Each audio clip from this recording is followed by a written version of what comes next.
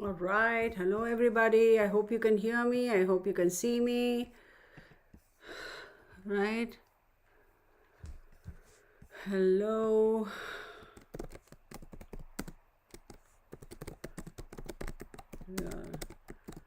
Emily. All right. I may as well get started because this is. So, I want to say hello, everybody, and welcome to a really, really sudden, impromptu decision with regards to hey Afrohuman. So I'm just going to give it 5 minutes for some people to join us, and then I'll let you all know like why I am doing what I'm doing today, and take it from there. Let me make sure that I look presentable, right? This is because God knows we got to look presentable, right? Sorry about that, y'all. I just want to make sure. Hey Janet, I'm going to give it 5 minutes and then wait until everybody joins. And then once they do, then we'll get started and we'll go. And y'all will know why I'm doing this, okay? Give me a quick second. Is there anything even here?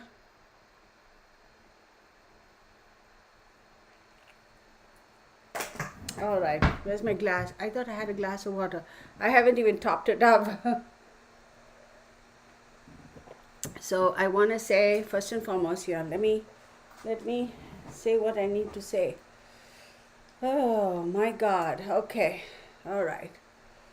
So let us take a look here. That is it. Hello, Afrohuman Esmeralda Espino. Hey girl, I didn't see you in the morning. Hello, good to see you now. Janet Farmer, hello. Pinata Samurai says waiting for this Gypsy girl. Thank you so much for jumping on in such a flash. Scout Inquirer, hey girl. Hey Bunny, Scout Inquirer says hello. He's like snoring here. Christine Van Buren, hello. Oh girl, you are very kind, Gypsy girl. Kathleen Cheney, hello. Joan Harkin, hello. Star Miller, hello. Linda Holmes, Jacqueline Nell, hello, hello. So a couple of things I want to say. I'll give it another 3 minutes and then I'll start, okay? I'm just waiting. This is a surprise. This is really a surprise. It's like I didn't have any intentions of doing this, but I was thinking about it. I said, anyway, I have to make a video for Serial Killer Saturday, right? Because usually I post it the previous evening at the latest so you guys can watch the next day, right? And I hadn't done it because I was so busy, and I thought I'll record it now and post it. Technically still Saturday. Then I said, you know what, let me just go live, because I was actually thinking of doing a video for another individual, which I'm going to do, but not today. I won't mention his name. Thank you, Texas Patriot, for jumping up onto this, and Gypsy Girl. Thank you. Hey, Yinabag. Thank you for being here. So I want to say this is a very, very impromptu, very sudden, very spur of the moment, kind of a live stream. And I think one other time I had done something quite similar to this. Hey, Lucinda, Marilyn Smith, hello. So I was like, you know what, we got to do something. This is ridiculous. I mean, what's going on in the world at the moment? I've had a lot of conversations with Mark. He and I have a lot of conversations about these things because we are two old people sitting here, right? We do have conversations about all of this stuff. Give me 1 second. Let me just type out something. Oh,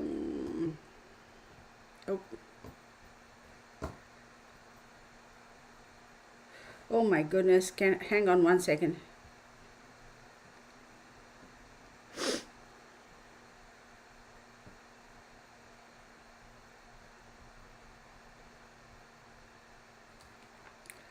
Um,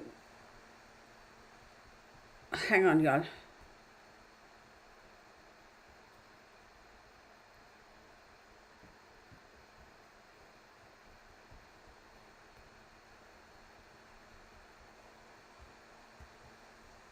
Sorry about that. So I thought about it. We have a lot of conversations about, of course, the other day I made a statement such as, looks like every generation on this planet tends to see or witness a war, be it personally or be it in another part of the world, right? Which is very, very unfortunate. Like, I do agree. I don't know who said it, this is not my saying, but freedom is the most expensive. Well, can you actually call it a commodity? Not necessarily, because commodity is something you trade. Well, I guess freedom is something you trade also, but it's the most expensive, most precious, most priceless commodity, if you will, in the universe. I mean, look at all this drama. Either you fight for freedom, or and you survive, or you fight not to give freedom to certain people. That's been the story of modern mankind, which is which is I miss some people. Cindy Sue, hello. Kathleen Cheney, hello. Excuse me. So I was thinking about it, and we were talking about it, and politics and stuff. I am very, very interested in geopolitics and social economics and all that stuff. I've always been drawn to these subjects. So we were talking about it, and he and I did have a couple of arguments in terms of why is a certain government not doing what they're doing. Like, he feels that the Biden government is not. I'm not bringing politics into it, but I'm just saying what prompted this. He feels that the Biden government is not doing enough, and Biden government has been too soft on Putin. Let's not get into all that aspect. I don't want to hear that on the chat. Okay, I don't want to go it's the Democrats or the Republic. I don't want that in the chat. If I see anybody commenting on that, my moderators, please do yourselves and me and everybody a favor and just delete that comment. I am not bringing politics into it. I'm just giving this background information as to why I'm doing this.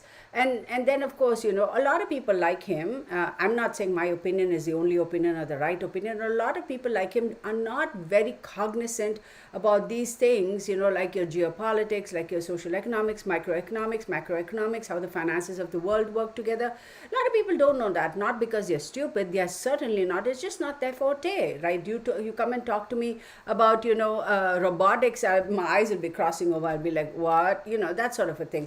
So we were talking about it, and then I was explaining to him, of course, my what I thought.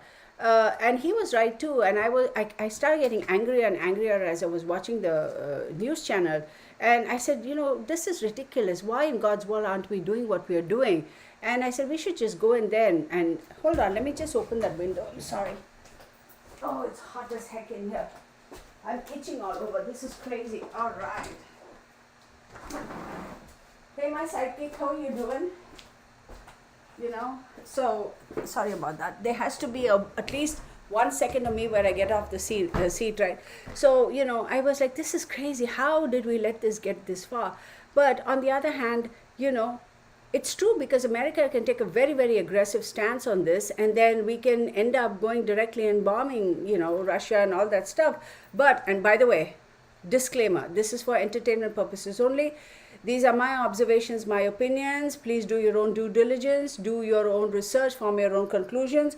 I am not in any way, shape, or form suggesting or being pro-war. I am not pro-war. Please make that known. Please let that be known. Do not take my words and twist it around.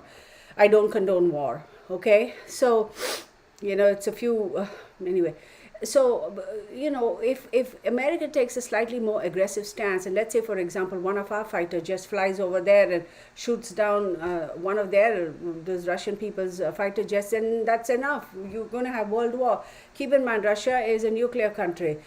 China is a nuclear country. Pakistan is a nuclear country. India is a nuclear country. All these countries that are close there in terms of their geographics, whatever, they all have nuclear power. And can you imagine Third World War, right? So, of course, we want to be able to do, because I keep hearing, and like everybody else, it's not just me, seeing on the news, the Ukrainian Prime Minister saying, we want more weapons, we want more weapons, we want more weapons, because that's the only way they're going to fight these people off. But that's another thing. So if you can go and just give them, let's say America just sends Ukraine a whole bunch of fighter planes and say, here you go, buddy, go fight the war. But I'm sure their pilots and whoever they are, their military may not necessarily have been trained in the aircraft or the equipment that we as America use. So they obviously will want something that they're familiar with. And the kind of fighter aircrafts, etc., warfare equipment that they are or ammunition or weapons they are used to is probably on the same lines of Russia, right?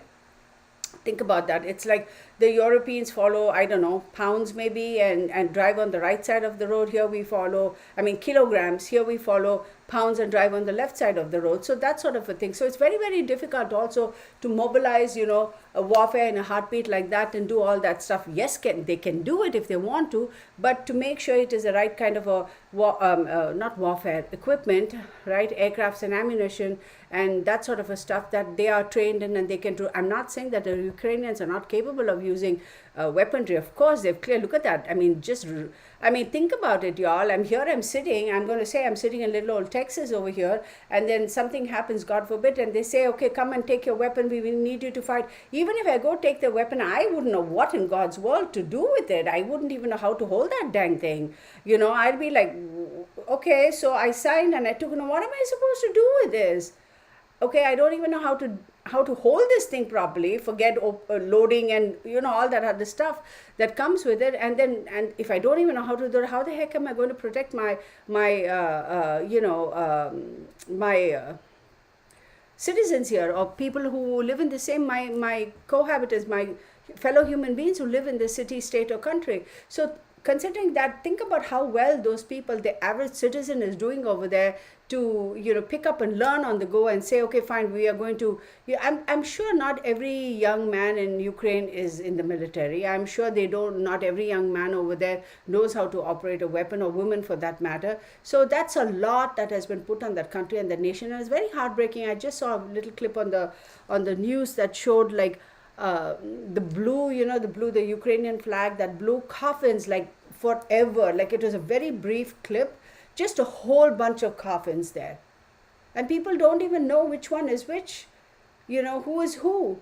And they're just going around basically saying goodbye to all the coffins because they don't know which one of them is a fellow human being. That is ridiculous. That's just crazy. Like, I can't. So anywho, I'm going to stop with that because that can get me ticked off, and go in 20 different directions. So there's another thing I want to say, and I am not putting it in the link. Of course, I'm not putting in the link because I don't know. Y'all do your own research. If any of y'all want to donate, please don't donate to my site today. Please don't do that, okay? You know how sometimes y'all are very generous. I am always so appreciative. You'll come and make your donations on the chats or give a super chat or anything like that. And I have always appreciated that. Your generosity is always noted, is always appreciated, and I'm always thankful for it. But if any of y'all are planning on doing that today, please hold off on it. I would recommend that you'll go make sure it's a legitimate thing, right, and make your donations, not the Red Cross, because that's another whole story. I should do a video on that Red Cross drama. Like, I think CNN or Fox or somebody has their thing where they are accepting. So I don't know whether you're CNN or Fox or whatever, or any other channel. I am not putting the links over there because I don't want to be responsible. So for that, make your donations there. That's the only request, okay? So if any of y'all are wanting to do super chats today, please go and donate the same amount of money there if you care to. If you don't, you don't, and I wouldn't know, and it's okay. No harm, no foul, right? So, one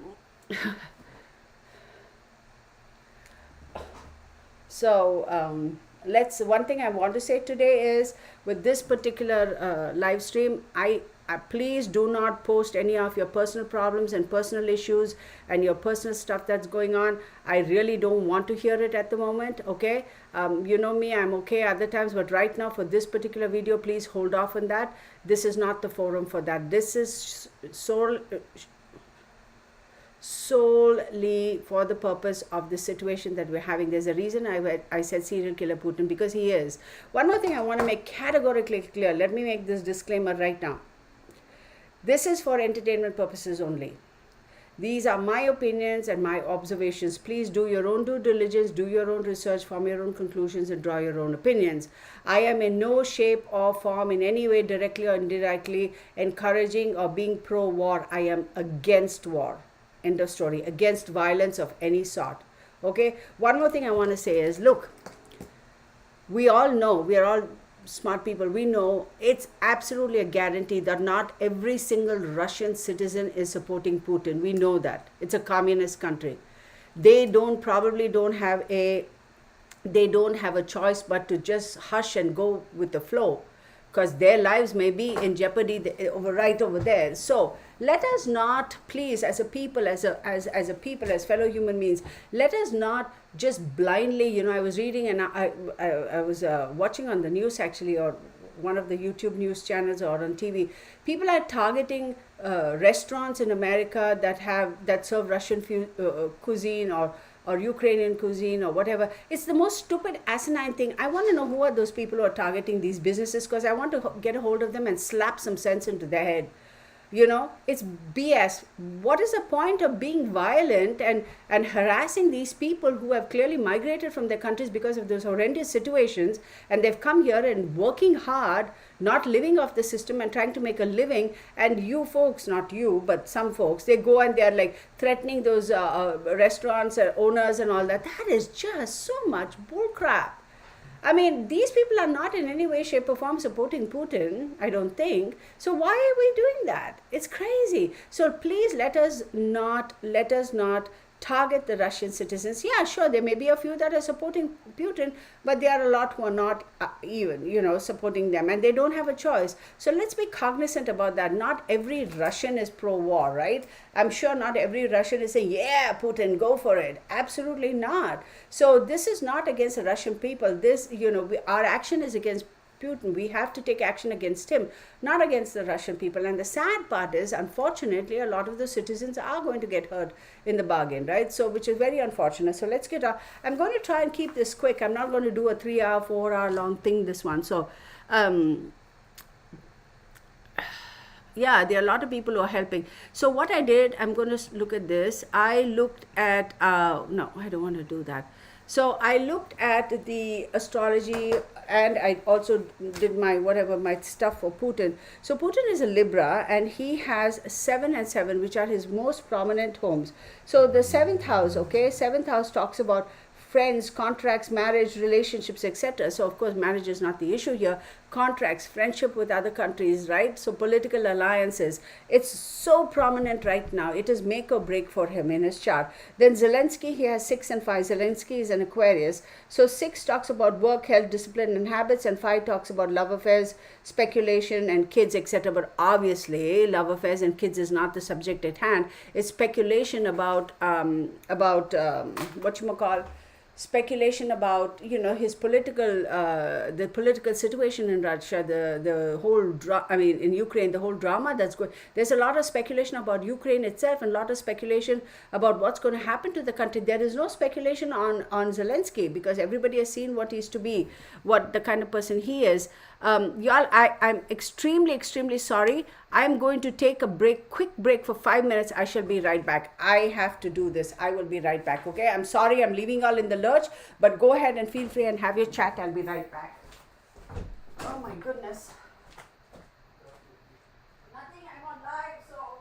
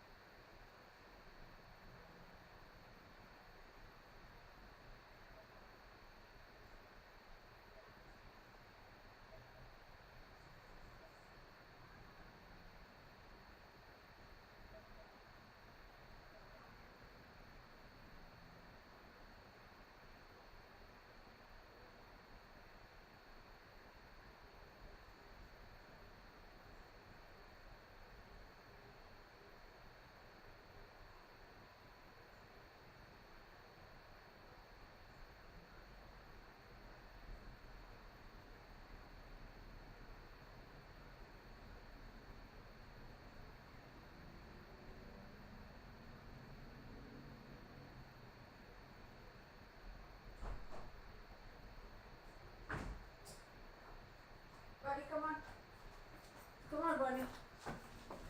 Come on. Oh my goodness. All right, everybody, I'm back. I hope it wasn't longer than 5 minutes. I hope to God it wasn't longer than 5 minutes. All right. Did I lose everybody? Probably. All right, let's take a look and see. Thank you so much for your patience. Y'all, I won't lie. I'm sure a lot of people are wondering, where did she go? I had to go. So go figure. Nature, when nature calls. She doesn't wait for anything or anybody. So there you go. It's out in the open. It's on the YouTube now. Okay.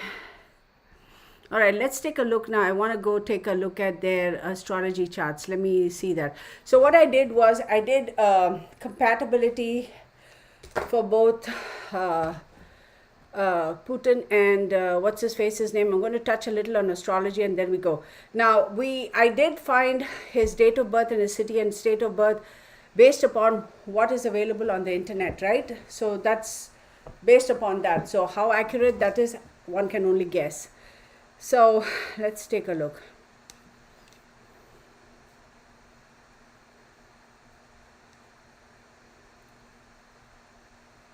So I'm going to do this really quick, okay? So the challenging aspect, okay? So Zelensky,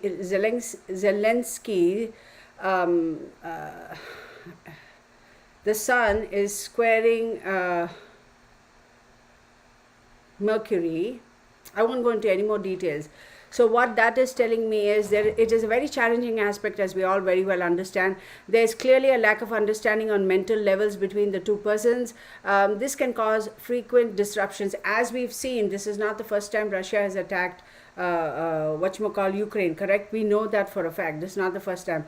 They're definitely not on the same levels, or shall we say the compatibility, intellectual compatibility. What the heck? Dog hair. The intellectual compatibility is not there. They're obviously not on the same level, as we all know. There's always going to be conflicts between the two of them, and their understanding of each other is absolutely non-existent. Now, I will tell you that Putin is Libra and Aquarius, and Zelensky is Aquarius. Surprise, surprise, they're both air energy, and neither of them will back down. Sister signs, okay? Libra is ruled by Venus, and Zelensky, Aquarius, is ruled by Saturn and Uranus. So very strong energy, okay? So then let's take a look. Zelensky trine, Putin, sun and moon. Okay, so the sun and moon are trining. So the only positive possibility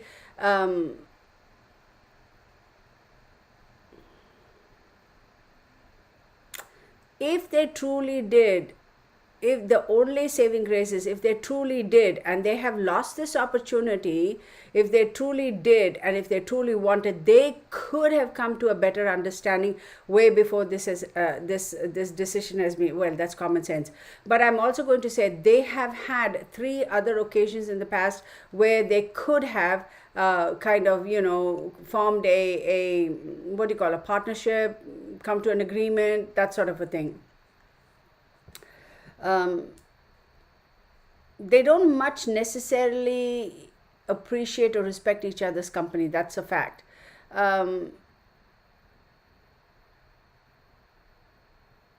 If they were able to amicably kind of shake hands and agree and to whatever, they could have been a force to reckon with. I mean, definitely it wouldn't have been war, and definitely Zelensky would have been a little bit more supportive to Putin, but unfortunately his approach to this is not very good. So the challenging aspect here is they are always going to, well, in this case, always promise more than they can deliver. In other words, there's a little bit of there's a lack of transparency.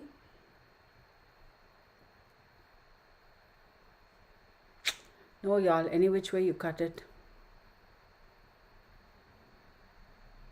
See, the problem is I almost feel like the way their charts are, there is a high possibility they would actually be encouraging each other's bad habits, meaning like because they're so independent in nature, and as far as them being sister signs and both being swords energy and air signs, there is a heightened level of what's the word, ego involved over there. Granted, Russia is far larger a country as opposed to Ukraine, but don't get me wrong, Zelensky is not a lightweight either. He's very smart. So very much underestimate Zelensky. That's the thing over here. Okay, let's take a look. Let's go back. Let's do the tarot, and then I will come back to this if I need to. I just wanted to touch a little bit of that. Okay, we'll come back to this. If any of y'all, thank you y'all for your patience. I'm sorry, I just, like I said, when nature calls, right?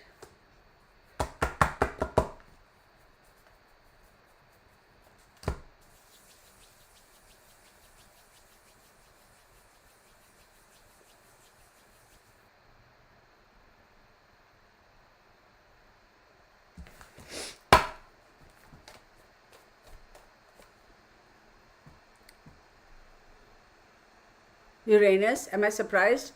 Uranus has popped up? Absolutely not.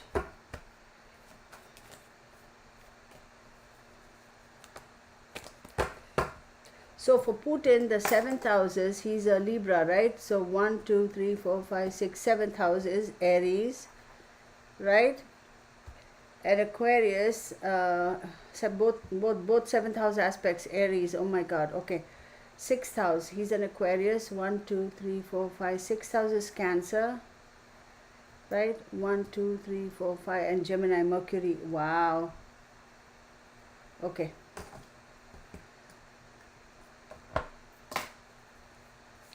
So for Putin, 7th house, right? 7th house talks about, partnerships, contracts, relationships, marriage, friends, etc. But of course, marriage and friendship is not the thing here.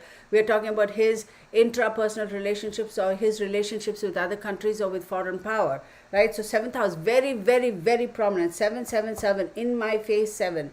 And for Zelensky, we have 6. And for him, the 7th house, Putin, for him, the 7th house is Aries. Now remember, Aries is ruled by Mars, okay? So think about that for a second. Here you have Mars, the planet of the god of war, right? He doesn't give a flip. He's like, let's go for it. So being as you have Mars, which is Aries, and that is your 7th house, his relationship is always going to be volatile and up for question in terms of his relationship with foreign countries and foreign powers, always going to be questioned.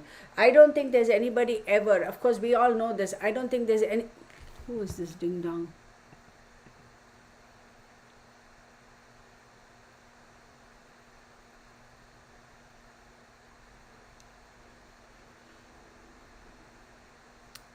Okay, so let's ease up on that. So hang on one second. Hang on one second.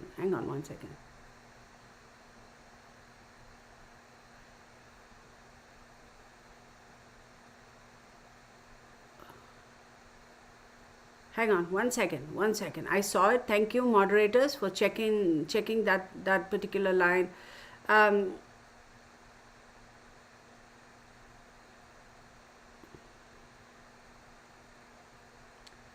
Look, this is okay, I'm going to lay it out. I made it very clear before I started this video, I don't want any personal drama going on here. I really don't want any personal drama, and yet I see people having issues over here. If you cannot be an adult, suck it up, buttercup, and behave like an adult and set aside your personal opinions. If you want to make a statement, let it be. If somebody reacts negatively to the statement, you don't have to take that as a personal affront. That's their opinion, just as you're entitled to your opinion. So let's get past this juvenile behavior, shall we? So anywho, then let's see. So I'm not at all surprised we have Aquarius. Now think about that for a second. Aquarius is ruled by Saturn and Aquarius is ruled by Uranus. We all know Saturn is see, that's another thing, very, very interesting. We are going in different directions. Keep up with me. Saturn is a taskmaster. Saturn is somebody who teaches us really, really heavy lessons in life, okay? This is Zelensky's testing period. Let me tell you, if this man comes out of this alive and successful, diffusing, or even going the other end and winning the war against Russia, he is forever going to be, he's going to be like the hero. He is the face of freedom for the world. His stock worth, if you will, okay, his is going to go up exponentially. This is a very, very crucial time for Zelensky. Let me take a quick look and see his birth date. Okay, hang on one moment. Let me go to back to the my astrology chart, and let me take a look at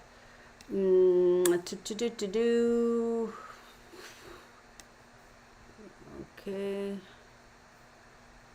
Zelensky. Let's take a look. Give me 1 second. I'm trying to pull up. So I'm looking. Oh God, this advertisement. Get away from me. Okay. So Sun sextile Mercury. So positive short-term aspects. Making connections. So this is a very crucial time for him to make connections and make inroads and solidify his relationships with foreign political powers. So Venus opposition Mars. So this is a very challenging short-term aspect. So this is a testing phase for him. I feel that if he gets past this for another 11 months, he's scot-free, Zelensky. Scot-free as in like Saturn is saying, good for you, son, you've done a good job, and now I'm going to promote you to the next level. So that's the thing with Saturn. And then don't forget, Aquarius is ruled by Uranus. Okay, Uranus is all about sudden changes and shocks. Any wonder why he's going through this? And if you look at where Uranus is in his chart right now, which I should tell you, Uranus, where are you, buddy? Uranus is 0.43 degrees. Okay, let's get back to Zelensky. I'm all over the map with this because, like I said, astrology and that thing. So Sun in Aquarius, Moon in Leo, Mercury in Capricorn, Venus is in Aquarius, Mars in Leo, Jupiter in Gemini, Saturn in Leo, Uranus in Scorpio. Interesting. Neptune in Sagittarius, Pluto in Libra, and Lilith in Cancer, North Node in Libra. Now, I do not know his time of birth. So therefore, the degrees over here, I won't take it into consideration, okay?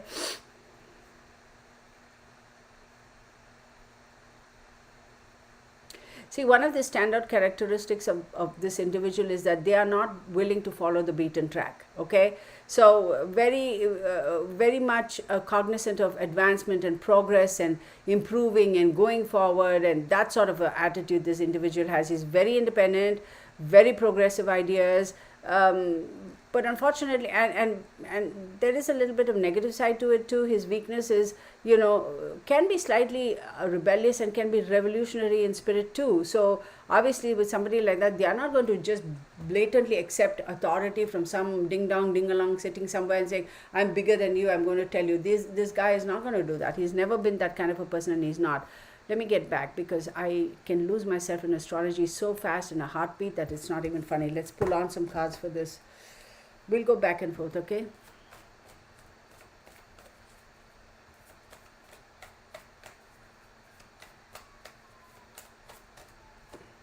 Water. Okay. So I got two of these, right? Uranus and water for Zelensky. Now I'm going to pull for Putin. Oh, two cards popped up. What is a surprise? We have Cancer, okay, and then we have Scorpio. Very, very odd. Okay, so there's clearly a lot of emotions over here. So for Zelensky, we have Uranus and water. For Putin, we have Cancer and Scorpio. So let's take that in for a second. So 6, okay, so 6,000. Yeah, because for him, Zelensky, his 6th and 5th house are active. So 6th house does talk about work, health, discipline, and habits, and 5th house talks about speculation, and of course in the traditional it says love affairs and kids, but it's not that. It is his relationship with other powers, other nationals, right? And then here we are, 6th house for Putin. So the 6th houses are also crossed over there. That is very funny. So, no, well, it's not funny, haha. But I'm not surprised because obviously their views are not gelling with each other, right? Then we have Scorpio for, what's his face's name? 6, 7, 8, 8th house. Okay, leave that. Regeneration. This guy's got, okay. So 8, 9, 10, 11, 12, 3rd house. 3rd house talks about immediate environment and, okay. So this guy, Zelensky, there is going to be major regeneration on that side. As we can see clearly, any country, there's all this bombing and all that stuff, there has to be regeneration. I think they are going to do good on that. They are actually going to bounce back. But for this guy, he's got 8, 9, 10, 12, third house. It says immediate environmental. I'm going to say that for Putin, he has to be a little bit careful because he is literally walking on like super thin ice. Now, he also understands. Now, let's not forget that Putin is not, he's no dumbass. He's a smart guy. He's a military man all his life. He understands that the world is disadvantaged at the moment, because if it's a very fine dance that they are playing. Putin is playing with the rest of the universe at any moment in time, right? If the rest of the world, I'm not going to say America, if the rest of the world get together and take one small, like even if they look sideways like that at him, that's all he needs, an excuse to go nuclear. And he will not hesitate to do that, because Scorpio is ruled by Mars again, and Pluto is regeneration, right? So when you look at Scorpio, Mars, God of War, Pluto, regeneration. So degeneration and regeneration.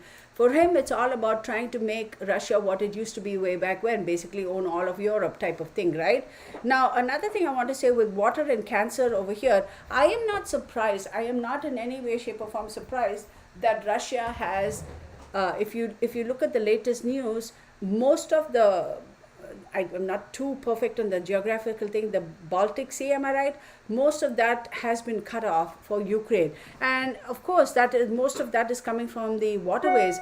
Ukraine is also going to have a lot of issues in terms of, as we have seen in the news, drinking water resources, because more than power and fuel, water is the one thing that everybody needs, right? I mean, if it's really cold, then of course, right, you can, if you don't have electricity or such, you can always chop wood and burn a fire, that sort of a thing. But with no water, that's your sustenance. And then here he has Cancer. This fool, this Putin, he's got something up his sleeve. He's going to pull out like a last minute.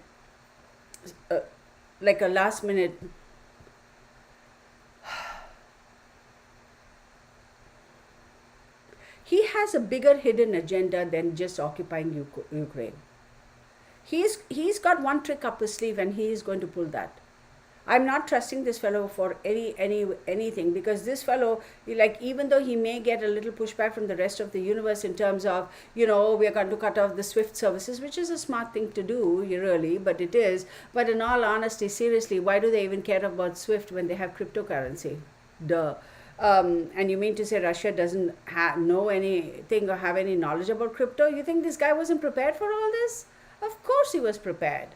So is this cutting off the SWIFT currency, SWIFT and this, that, and the other? You know what SWIFT is? When you want to transfer funds from one country to another, you have to have a SWIFT code. Any bank, okay, even within the United States, if you want to make a bank-to-bank transfer, wire transfer, the money is not physically taken from this location and given you. It's all SWIFT transfers. So if you cut that off, you can't make transfers, you can't process any payments, etc. So those of you who understand finances will get that. Banking and non-banking financial services, right? So for him, he's already a step ahead. He knew what checkpoints, he knew when, where, and what, and how, at what stage they were going to start cutting things off. But he's not afraid. He's unfazed. This fellow is another. I got words.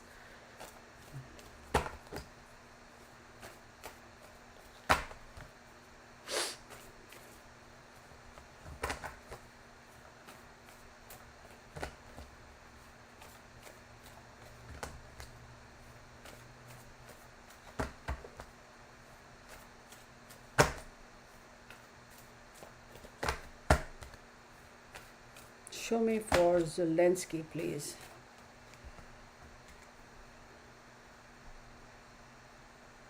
The Lover's card. The Magician. There we go. Interesting. See, Libra is ruled by Venus, right? And here, hang on.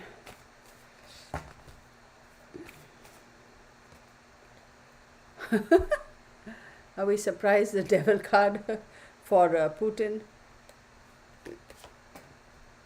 And Temperance. Okay. Let's take it from the top, okay? So here we go. So for Zelensky, we have these two guys.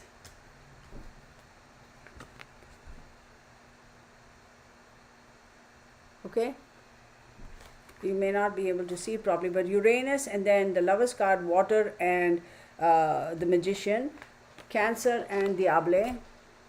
Okay, and then we have Scorpio. Who's that baby? Scorpio and Temperance. Okay, so let's take a look at it. 1 second, give me a second. 6, 7. So for him, the 7th house is opposing 10, 20, 29, 9, 10, 11. That's 2. So 2, his second house as a Libra is Sagittarius. No, Scorpio. His second house is a Scorpio, and I'm clearly seeing, okay, and then he's got Scorpio here, and Zelensky, 6, 7, 7th house. 7th house, 1, 2, 3, 4, 5, 6, 7th is Leo. 7th house, Leo.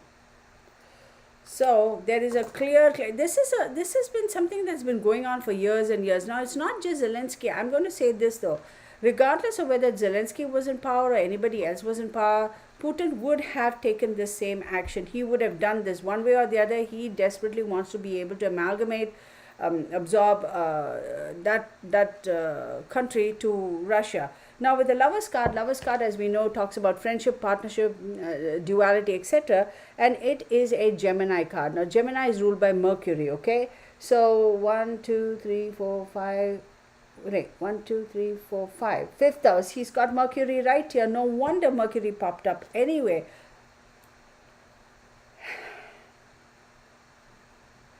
with the Magician, I will tell you this. Zelensky has the power to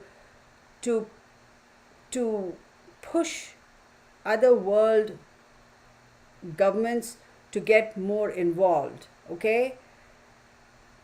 Putin obviously does know, he's very aware of the fact that at the moment Zelensky has got more backing than he will ever, which as we all know is clearly, it's duh. But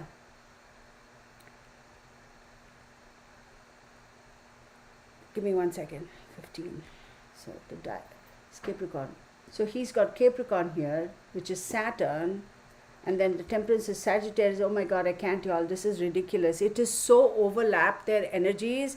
It's unbelievable. I'm just looking at these four cards, and their energies are completely crossed over.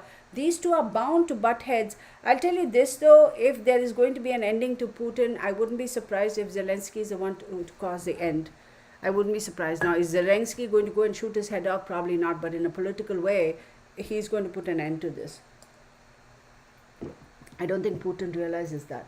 So now what we're going to do is, I'm going to take out my trusted pack, right? But one of them has got some cards in the reverse. So let me straighten that out. Sorry about that. I should have been prepared. But like I said, this was such an impromptu thing. Give me 1 second. I'll be quick, I promise.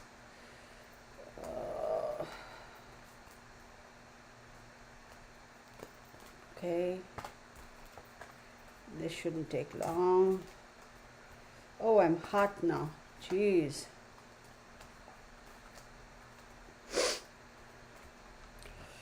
Whew. Give me 1 second, y'all. Sorry about that. You know me, I fly by the seat of my pants, right?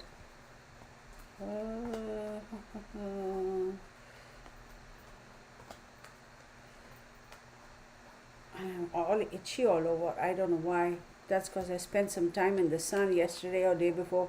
Even today for a few minutes I was out in the sun talking to somebody on the phone, and I knew I was going to pay the price. But will I learn? No. I won't learn.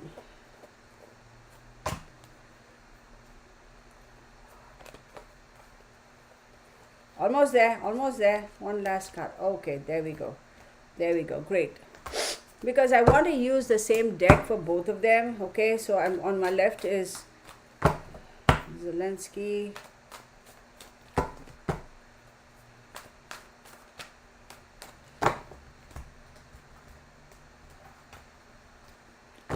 I'm going to actually tell him to be a little bit careful. Now, is he the most protected man in the universe? Probably. He's probably like got major security up the yin yang. But having said that, stash of text, Gypsical, that's funny.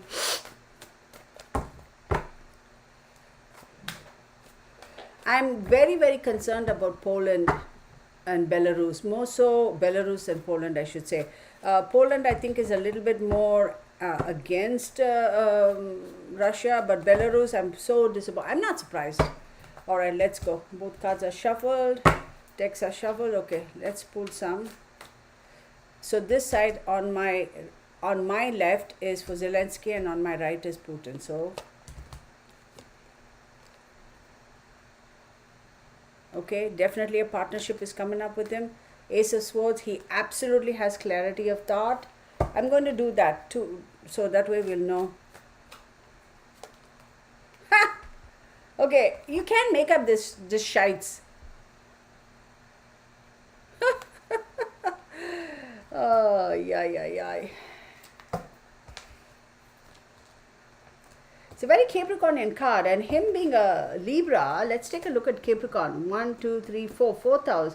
It's all about the emotions and affairs at the end of the life. I wouldn't be surprised if Putin actually, affairs at the end of the life. So go figure. Go figure. In the sense that he really needs to be careful. He may be the most protected guy in the world. He may have supersonic like protection around him and whatever, but he has to be careful, because with this extreme intense Saturn over here, because he's got a double whammy Saturn. And see, another thing I forgot to mention, y'all, is with the Temperance card, right? He's a Libra. His second house is Scorpio, third house is Sagittarius, immediate environment. He's unable to find that balance. He's not finding the right balance, be it a balance of power, be it a balance in world politics. He's unable to do that. He may look like the aggressor, he may look like he's a strong one over here at the moment, but he is not going to be able to find that balance. Okay. Oh my God, you can't make up this stuff. You cannot make up this stuff. Okay, I'm going to show you the cards for Putin. There is no ifs and buts. Wait, how shall we hold it? Yeah, let me see. You see this? We have the Devil card, and then we have Cancer. Okay, that's that, right?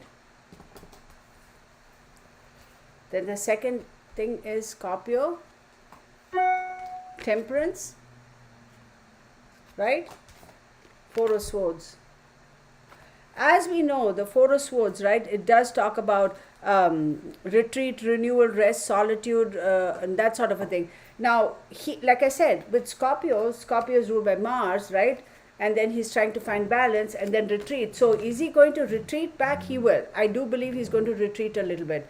I do believe he's going to pull back his forces a little bit. I do believe he's going to, at least based on what my cards are showing me, I wouldn't be surprised if he actually does retreat a little bit. Okay, I'm not going to be surprised. He may actually choose to do that because he's like, okay, pull back for the sake of strategy. Now let's take a look at this guy.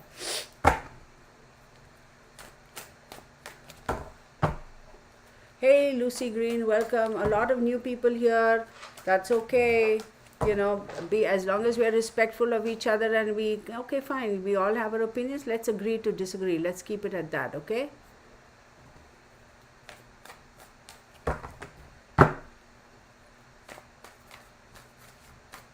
Janet, I understand. All of Europe should be on tenterhooks actually because of the proximity of all this going on.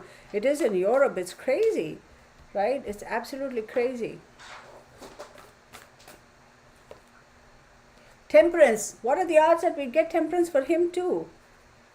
They have to find a balance. One thing I'll tell you for Zelensky, we did get the Lovers card and we got the clarity here. The Lovers card, the Two of Cups actually, which otherwise symbolizes, like, look. right? So the Two of Cups does talk about partnerships and proposals, etc. And then he has the Ace of Swords, which is having the clarity, but then again there's new conflict, there's new idea, but then there's also extreme mental clarity to be able to deal with it. So he is definitely trying to negotiate in terms of what the Western world or the rest of the world is going, what he wants from them. It's not negotiating like in the level of I don't need food or whatever, give me more weapons. That's not it. It's also so I'm not a political analyst, but it's not just about, okay, give me more food, give me this, give me do that. The rest of the world also wants to know, hey, Zelensky, we're going to give you all this stuff and all the support. What is your trajectory for your country next? Where are you going to take this next as far as power? So he also has to convince people, right, that I'm not going to turn around and be another, crazy psycho person like certain other individuals ruling certain other countries, right? So for him, absolute need for clarity and also to be very clear and concise about what kind of partnership that he wants, what kind of partnership he's willing to sign up, and what kind of proposals, right? And he's not going to be so quick to just blindly accept any proposals from the rest of the world, because at the end of the day, he also has to find balance in terms of what it is that he needs to do. You can't accept help from other countries and at the same time sell your soul to the devil, if you know what I mean. So he also is struggling. He too needs to find the balance, and I believe he will. This guy, for him, where balance is concerned is, as far as the war is concerned, wait, where is it? This card, Scorpio, Mars, he is going to retreat. He is definitely going to retreat. He has to go back and find balance. Retreat. That's where his balance is. Okay, so now let's take a look at this.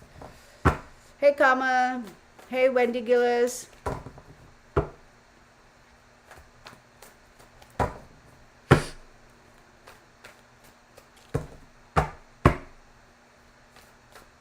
Honestly, I don't give a flying flip if he's ill or not.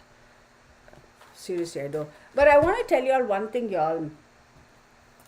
Putin is not...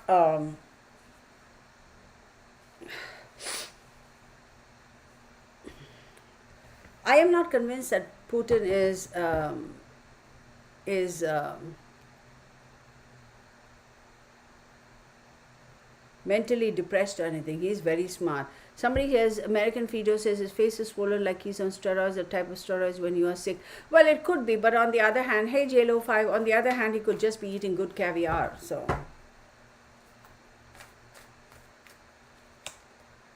Ten of Cups for this guy, thank Putin, and then the Hangman. Okay, let's take a look, because the Ten of Cups is very, very interesting. Now, the Ten of Cups does talk about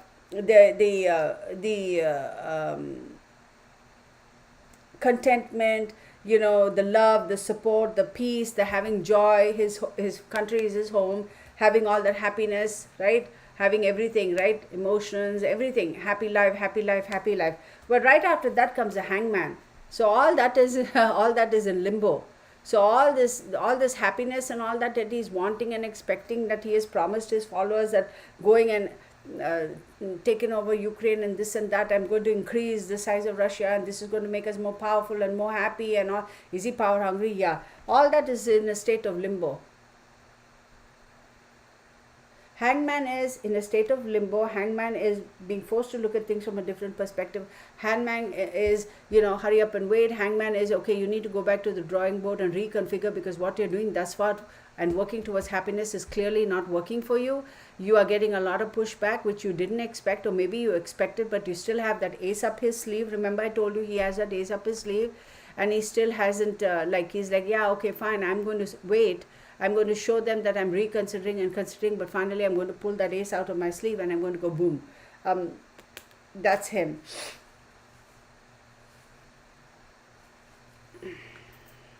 Okay.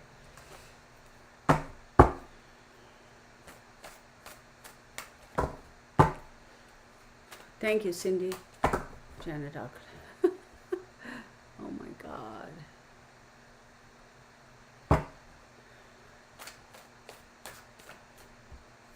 Well, I'm not Putin's astrologer. If he had come to me, I would have told him, fool, don't do this. But, Zelensky, the Hermit card.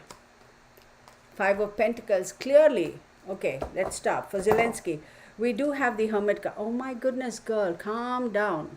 There, calm down.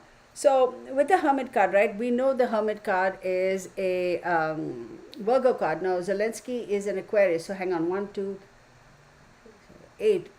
Virgo, Mercury. Oh my goodness. And then he's got the Five of Pentacles. Five of Pentacles is being financial, feeling left out in the cold.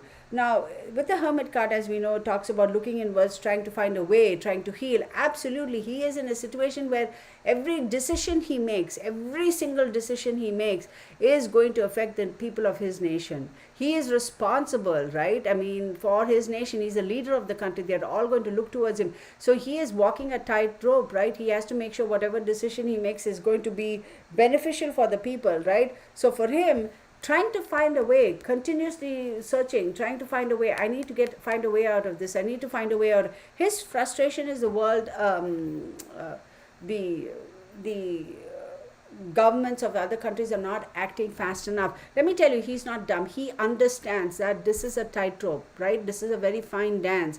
Because if the rest of the world take action against Putin, I rest assured this is going to be a nuclear war. Without a doubt, it will be.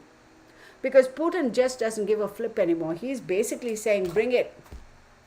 What you going to do? I'm going to push your buttons as much as I can, and heck I will. He doesn't give a flip. He really doesn't give a... He knows he's a marked man. He is very cognizant of the fact that as powerful as he is, his time is coming. He is very much aware of that. He really doesn't give a flip. He's like, if I go, I'm going to go out with a bang. So oh my God. I'm not going to say Putin is suicidal because I don't think he is, but he's reached a stage where he is like basically accomplished more than what he ever thought he could accomplish in his life. Was he very smart about the way he played his career and made those necessary moves and transitions? He's not a dumbass. He's smart. But he has also understood that this is as high as he's going to get. Now keep in mind, the higher you rise, the harder the fall. He's also cognizant about that. And I'm not his astrologer. He should have asked me. Too bad, Putin. So yes, so with the financial, this is completely devastating the economics of Ukraine as we know it. Any war does. So I'm going to say it's going to take at least another good 5 years for them to start slowly coming out of this situation. Okay, so then let's take a look at this goofus. Mary Fagan, she has something interesting to say. Some military back channels say the reason. What reason, Mary? Tell us what that means. Hey, Carol. Hey, Sherilyn. Hey. Of course he has a huge ego. He always had a huge... Show me one politician who's not egotistical, girl. Come on. Right? Putin went in is to take out bioweapon factories. Okay. I rather think it's contrary. I think he went in because he wanted to acquire Ukraine, because Ukraine has the larger nuclear power station in Europe, one of the largest. So I think it wasn't his intention to go and take out bioweaponry. Bioweaponry is different from nuclear, I get it. But I think his intention was to be able to have control over that. That's what I think. I know, Gypsy girl. Ding dong, ding along, Drufus. Drufus goofus is another term I use. I should probably put it on one of my t-shirts. Somebody make note of it. Gypsy girl, make note of Drufus goofus. Three of Pentacles. What are the dang odds of this? Hold on. Six of Pentacles. Now we are talking. Let's go. So, with the Three of Pentacles, right, this fool is definitely going to get support from another country which has nuclear power. Absolutely. I'm not going to put words in your mouth. You all figure out who that is. He definitely is going to get support. Look, give and take, bargaining, give and take. This is not him. This is not, okay. Three of Pentacles is teamwork, collaboration, etc. And then you followed by that you have Six of Pentacles, right? He is definitely going to have support from another country, from another nation. Putin is. See, I'm very concerned about Belarus, you guys. And I'm also very concerned about China. How is that going to play out in this? Thank you, Linda. I didn't want to say that, but, but I said it. Strength card for Zelensky. Ace of Wands.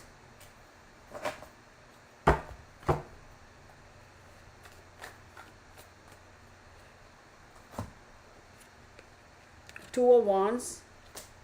And the Death card. Oh my God, can it get any better? So for Zelensky, we have the Strength card. Now that is a, Leo card, right? So yes, his 7th house is Leo. What are the odds? So he's an Aquarius. 1, 2, 3, 4, 5, 6, 7. 7th house is Leo.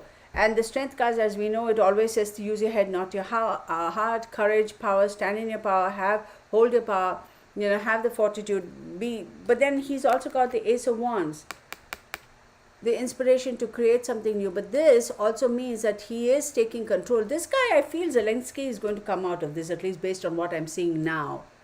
But for this doofus groofus, he's got the Two of Wands. Okay, waiting for some results because he's going to make travel plans. And then the Death card. Look, with the Death card talks about change and rebirth. Y'all, okay. Disclaimer. This is for entertainment only. These are my opinions, my observations, and do your own diligence, do your own research, form your own conclusions. I wouldn't be surprised if push comes to shove. Putin actually does a Hitler on us. What I mean by that is, how Hitler apparently escaped and hid and then he died. I wouldn't be surprised if this fellow has actually I'm sure he's got an exit strategy. I'm sure. You can't be at that level and not have an exit strategy or even 10 exit strategies. I wouldn't be surprised if it really gets that bad. I am sure he will make an attempt to run away. But he's going to have help. He is going to have help. And I do believe he's going to have help from a couple of other nations. Surprise, surprise. So I wouldn't be surprised if he actually says, okay, when his countrymen start calling for his blood, he's going to have an exit strategy. And he's going to say, well, I want out of here. I'm going to say the next 3 months for Putin. Okay, let me rephrase that. 10, 13, 14, 15, 16, 6 plus 1, 7. 7th house, we go back to partners, contracts, and then that's Aries again. I'm going to say next 3 to 7 months is very, very crucial. But within the next 2 months, if he doesn't make a jump and run off, then next 3 to 7 months is very crucial for him. I wouldn't be surprised if he actually says, to heck with Russia, I'm out of here, I'm going somewhere else. Right? Okay. I am so over these people. So. Give me 1 second, y'all. Give me 1 second.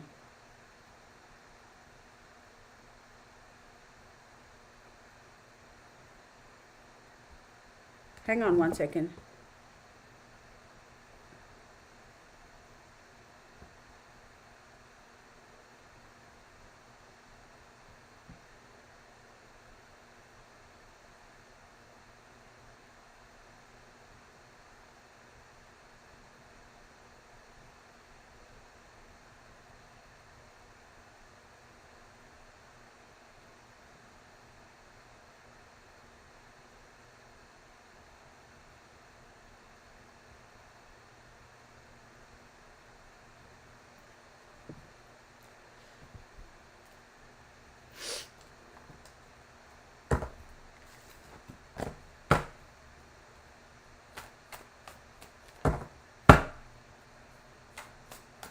That's why you see American Fido, you notice that the US is having major talks with Iran, right?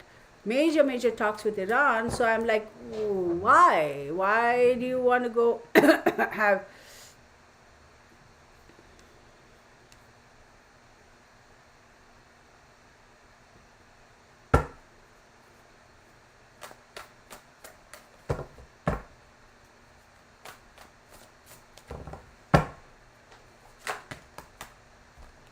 He gets a Lover's card again, this guy. Right? Remember, he had the Lover's card. He had this. I believe the US is going to seriously back up Zelensky. I believe so. So the lovers card, US is Canada, right? I mean, US is Canada. US is a Cancerian, right? I think US star sign is Cancer. So then let's look at Gemini. Hang on one second. Oh, interesting.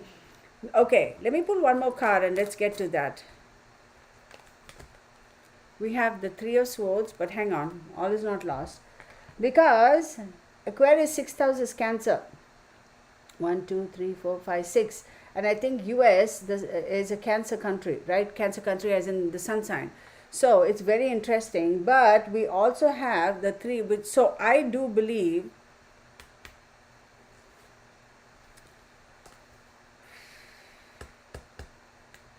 then he has a Gemini over here, right? Gemini, hang on. Gemini, so he's Aquarius. 1, 2, 3, 4, 5, 5th house.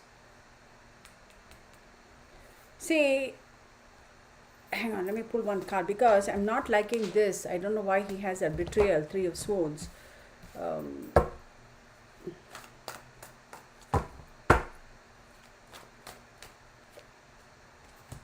Okay, it's better. So he's got 9 of Pentacles and the 5 of Swords. 9 of Pentacles talks about having the finances and the ability to be able to restructure. Okay, but 5 of Swords says that there is going to be violence. Yeah, there's okay, now I see it. Now I see it.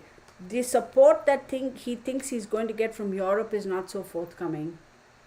Because I think most of his support is going to come from the United States, as of course we all know that. But he is going to be able to have the finance to restructure and resurface. But he also at the same time has to be a little bit afraid in terms of the violence, a level of violence. Of course, Zelensky is also probably a very, very protected man at the moment, but he really needs to take care of it. Goodness, unfreaking believable.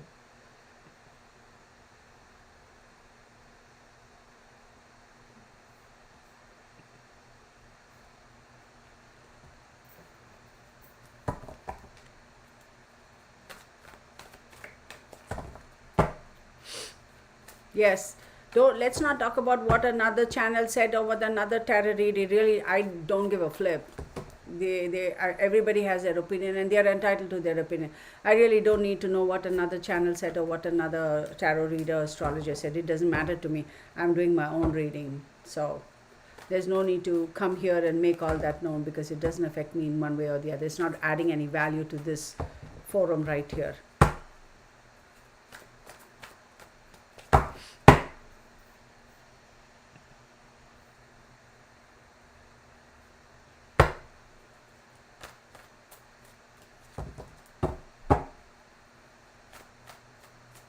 Absolutely. I love my moderators. They're on top of it. Thank you, Starlight.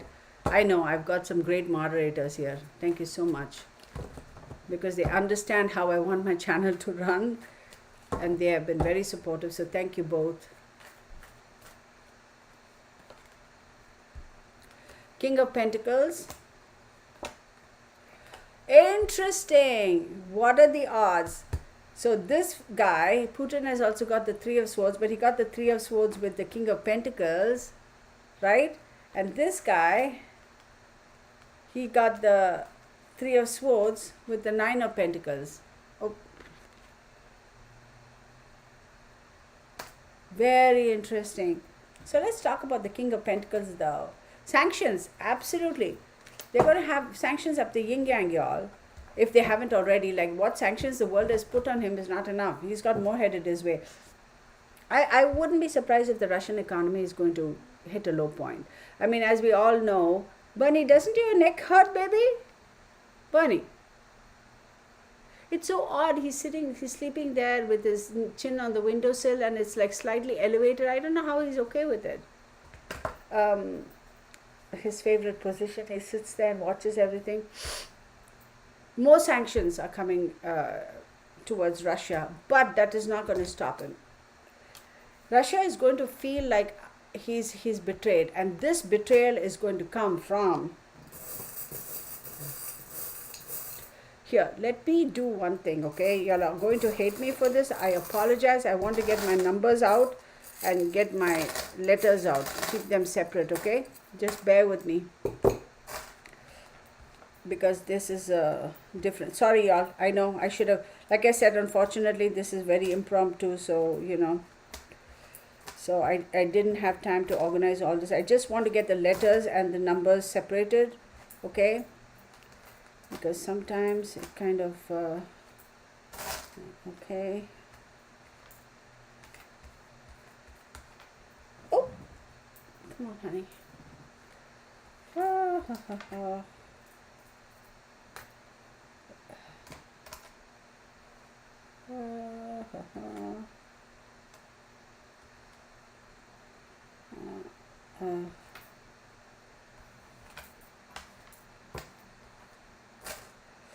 Oh my God, just when I want to be in a rush.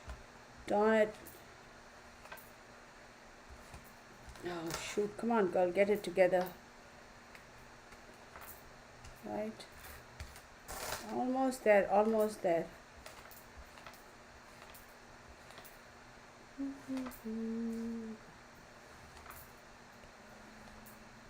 Okay, okay. To see. Okay. Okay. Oopsie. Put that back there. And this we will put back here. Hang on, okay? I have a little container for this, don't I? Yeah. Oh, this smells so good. I have to smell this every single time. Okay. So let me see where that betrayal is coming from, okay?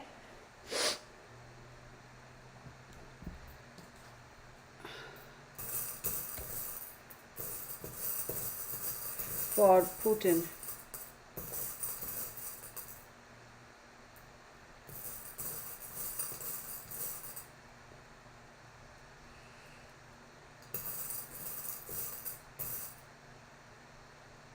Okay, so I have no idea what this means. So I have N,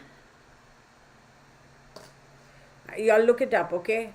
K could be the name of a leader of a country, could be a capital, could be whatever, I don't know. Okay, so figure that out. So I feel like 3 individuals over here, no, they want me to pick up one now.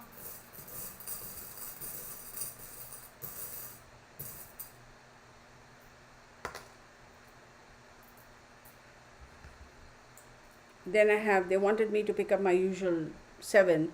So I have R,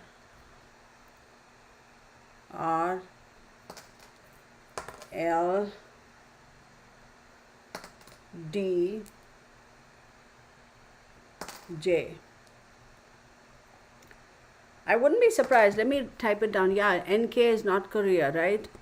N, K, M, L, R, J, D. 1, 2, 3, 4, 5, 6, 7. 1, 2, 3. Yeah. So that's for him. Now let's see. Really, if North Korea knows anything, knows its front from its back, you know, the politics over there, they had better not support this guy. I mean, that's bullcrap. So for this guy, we have Z. Oh my God. Z. V as in Victor. W as in William. 7 for him. 3. Okay, we have U. S. Any surprise? H. Oh my God. H and E. Okay.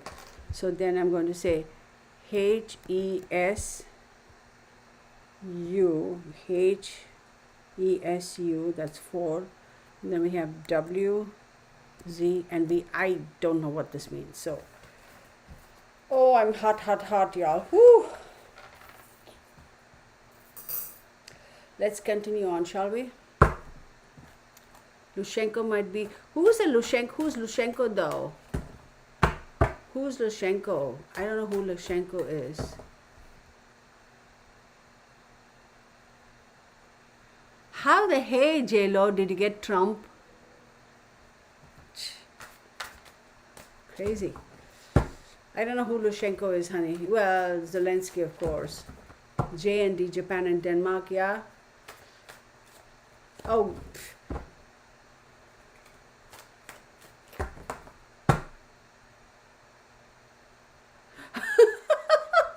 True not, she says, reading such egos at war would make anyone hard, they said. Well said. Oh my God, that was funny. Thank you. I am like hot, and I know I'm not having a hot flash. Okay, let's continue. They are bound. Yes, Zelensky is what William Wallace was to the UK. That's a fairly, yeah. Japan, have you noticed Japan is like being very, very quiet about it? Australia, New Zealand, even India. India is a nuclear power. Pakistan, of course, they better hush because they are not on anybody's, nice list. It looks like they're on everybody's naughty list, right? Holland, probably. I haven't looked at the map. Emirates, yeah, I don't know. We don't know. The leader of Belarus. What's the name of the leader of Belarus, though?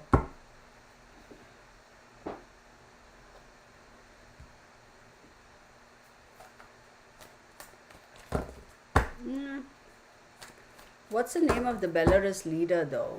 That guy is the fellow I'm a bit concerned. I'm concerned about Belarus. Okay, let's look.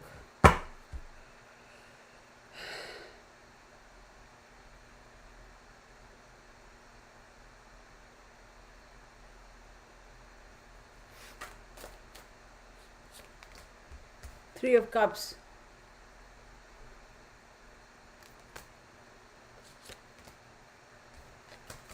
It's contradictory. Ten of Swords. Hang on one second. Three of Cups, Ten of Swords. And the Emperor. Interesting. So, Zelensky's got Three of Cups, Ten of Swords, and the Emperor. So, the Three of Cups obviously does talk about circle of support, friendship, collaboration, having this support from people. And then the Ten of Swords.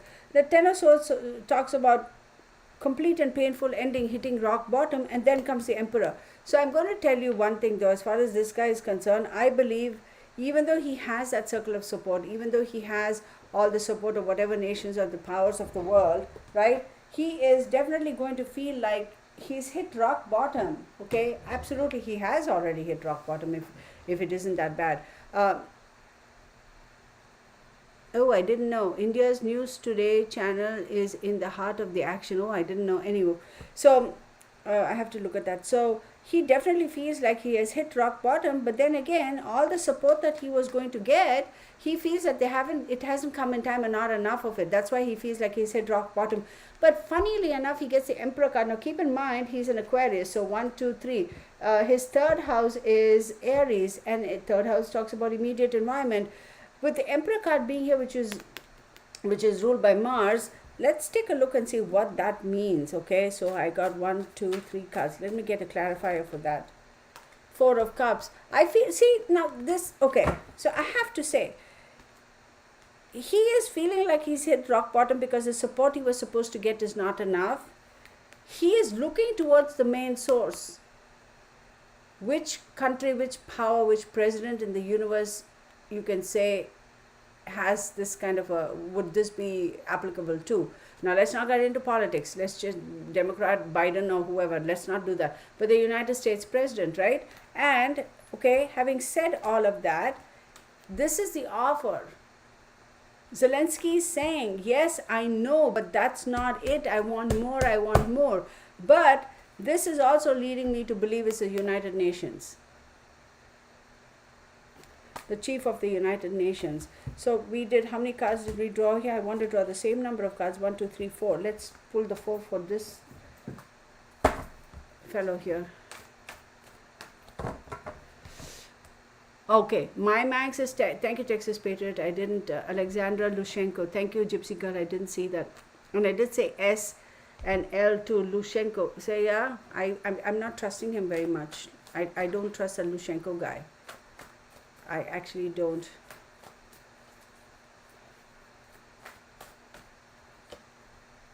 Five of Swords for Putin.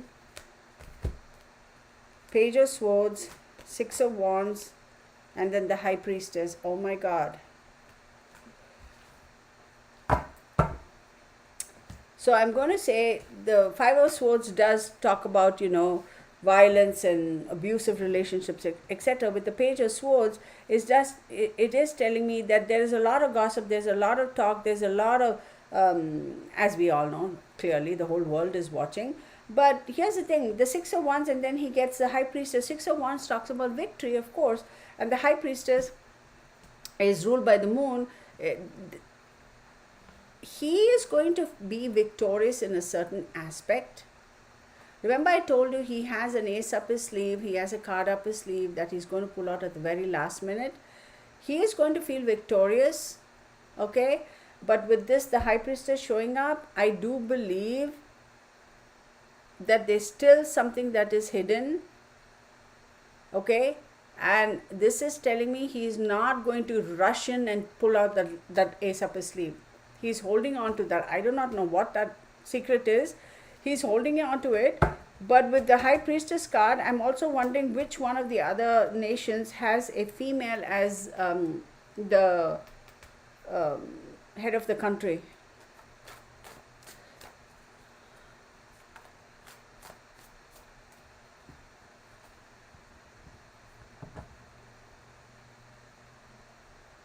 What Cuba Lakeland says? Hi everyone, you can't believe what you say. Also, what is that supposed to mean? Cuba Lakeland, you don't have to believe anything I say. I don't give a flip. I'm just making my opinions known. What sort of a thing is that to say? Oh my goodness, I can't believe it.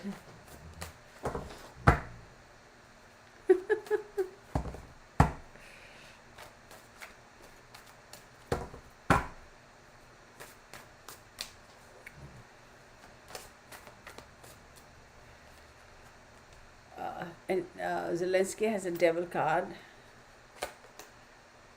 Three of Wands for y'all. I'm telling you, I'm sorry, this should go here. Zelensky got the devil card and the Three of Wands. I was shuffling from here.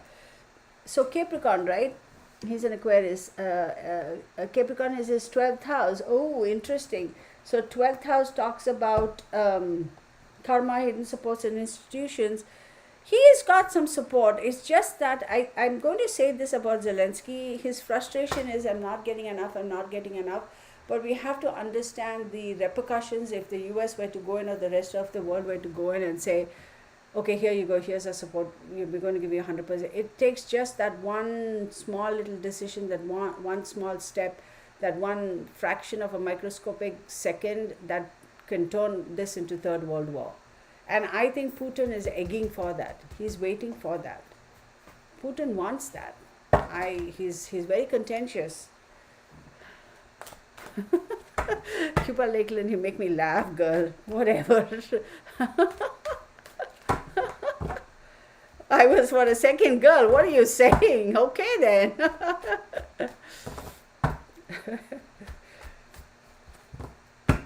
People will believe what they believe, so I'm not offended. Just like, I don't necessarily believe everything that everybody says, so it's all good. We're all entitled. It kind of had me laughing for a second over there. Let's ask that question, Leslie. Give me a second.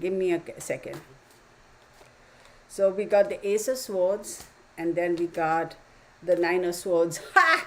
I gotta love it. Okay, so the Ace of Swords does talk about, clarity, conflict, and surgery and that sort of a stuff. And then we have the Nine of Swords. So the fact that the Nine of Swords is following the Ace of Swords shows me that there is conflict. And I wouldn't be surprised if he is actually scheduled for some sort of a surgery, because you have grief, depression, and anxiety. This guy is super, super stressed about it. Super stressed. I mean, Putin may come across as being, oh, my shites don't stink, and my peanut swirlies as the best looking peanut swirlies, or whatever the heck he thinks.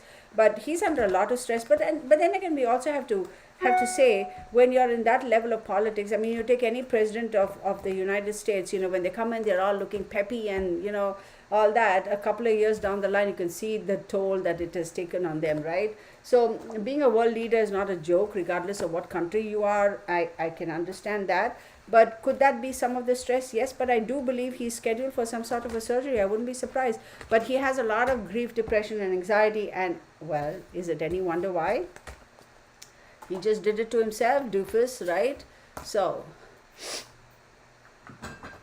see, I'll tell you something. Taking steroids, right?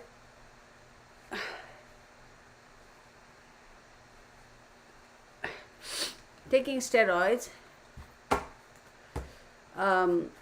does it have an effect? Yes. What kind of steroids are we talking? Are we talking about the ones that those people who pump iron take or whatever? I don't know.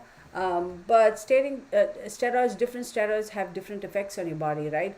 Like, for example, I was given, any of us who've had some major illnesses, we know that at some point or the other, they put us and they say, oh, it's a mild steroid, that sort of a stuff. So if that has got to do with a particular illness, of course, it has a different effect on your body. Not every steroid is going to make you go crazy, right? So we know that. Unless, of course, you're doing roids, that kind of steroids, then that's a whole nother ball game, right?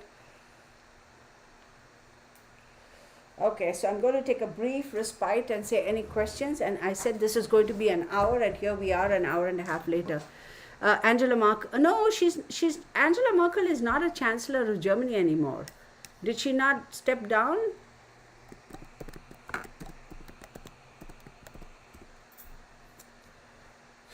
She's retired. She's not. Somebody else took her place. She's no more the whatever. Let me take a quick look at this fellow, this doofus's chart. What are we looking at? Give me 1 second. Is this Zelensky's chart? Yeah. See, he's got Saturn and Leo here. Wait a second. Mercury is in Capricorn. So let me read a little bit of this. I'm taking a break from the cards, okay? So for Zelensky, he's got Mercury in Capricorn. So I'm going to read this out. His mind compartmentalizes impressions and he appreciates structure and order. The mind learns best when it can see practical uses for information.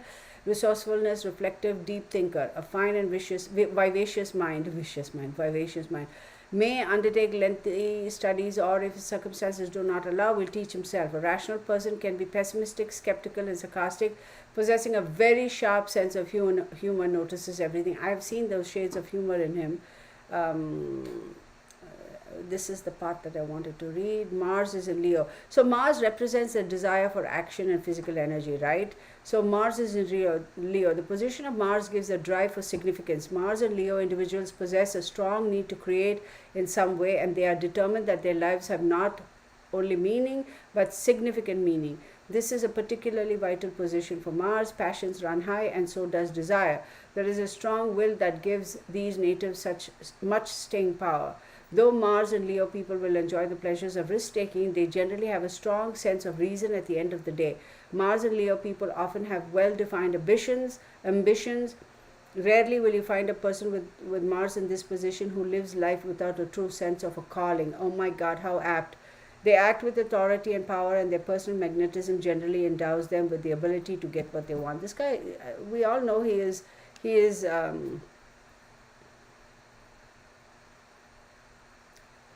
Jupiter sextiles Saturn. He is serious, patient, honest, hardworking, orderly. His judgment is good and he is inclined to think things over. That's wonderful. He pursues his objectives to the bitter end, usually knowing when to choose the right moment. He is upright, usually law-abiding and respecting order. This guy is a different level of a politician, I'll tell you that much. I just missed it. Where was Saturn? Saturn, come back. Where'd he go? Wait a second. That was what I wanted to read out to you guys.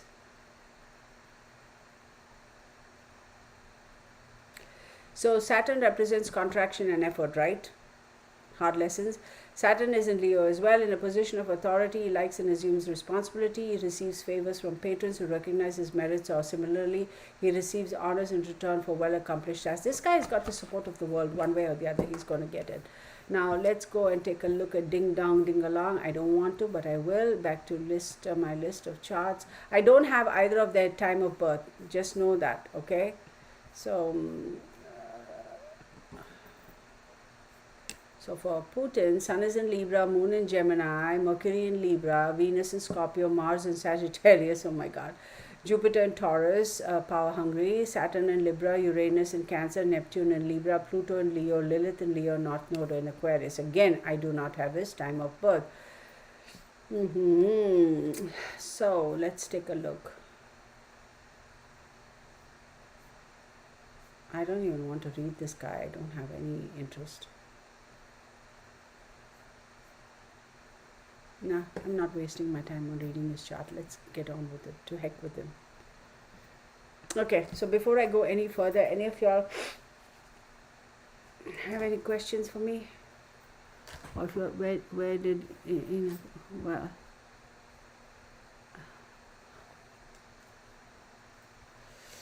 I don't know.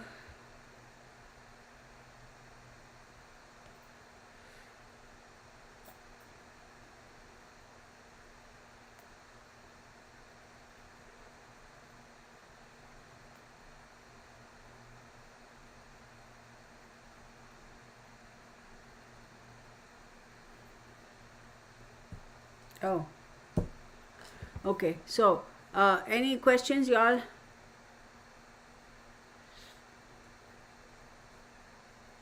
That's true. He doesn't give a flip. Any questions? My God, this thing, when is it going to settle down? Is there any changing Putin's mind? Oh, hell no. He doesn't give a flip.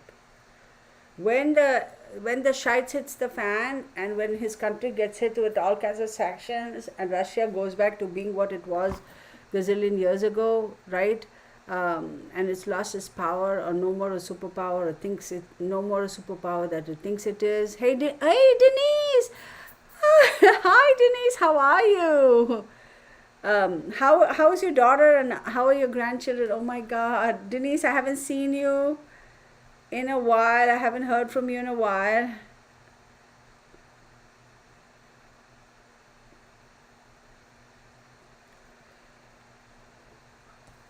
Good to see you, Denise. I hope you're doing very well. Much love to you.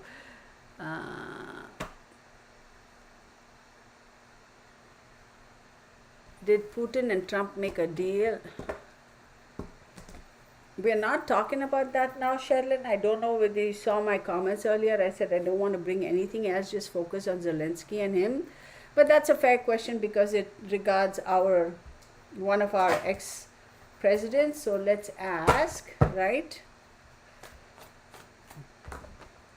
Absolutely, you want Zelensky dead. Yeah. Could be. My Manx, it could be. Oh, Denise, you are so awesome yourself. That's Denise Wilson. Thank you, Denise Wilson. And Denise Tuck, thank you for being here. I do appreciate you. I haven't seen you in forever. So when I was saying hi and how's your daughter and your grandchildren, I was talking to Denise Tuck because I don't know Denise Wilson as well. I don't know Denise Wilson. I do know Denise Tuck. However, to both the Denises, hi and welcome, okay? Okay. Thank you, Denise. Thank you both, Denise. I'm just digging myself deeper.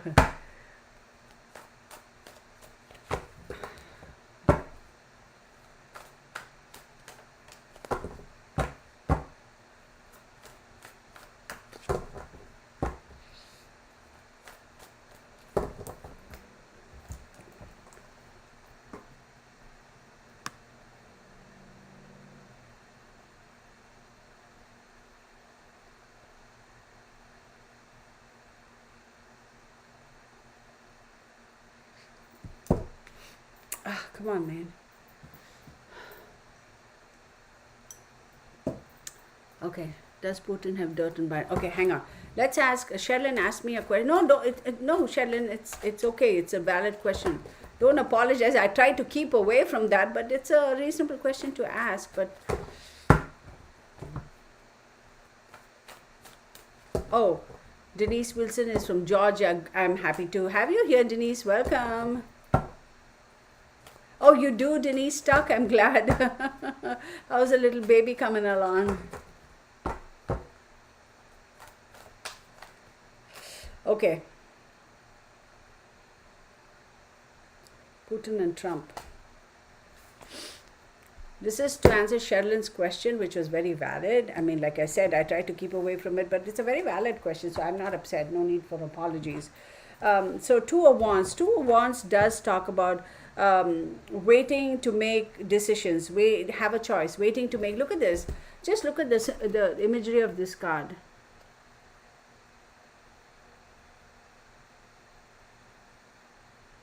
It's like we're going to watch and we're going to wait and we're going to make a decision and then we'll decide how to go on from here.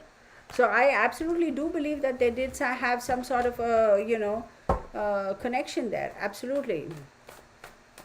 See, even if Putin has any dirt on Biden, honestly, I don't think Biden gives a rip about it. And he wouldn't, considering where Putin is at the moment. I mean, okay, I'm really going to go off tangent. Let's say Putin has some dirt on Biden, like the way what's-his-face Epstein had dirt on a whole bunch of other people. Considering where Biden is now, and if Putin were to throw that dirt around, they're going to just laugh at him and say, oh, you're just pulling it out of your back pocket now because, it's going to show weakness. It's going to show Putin to have a weakness because it's like, oh, I'm going to show you up for what you are. Oh, that sort of a thing. So Putin wouldn't do that. So, and I don't think Biden gives a flip either. That's just my opinion.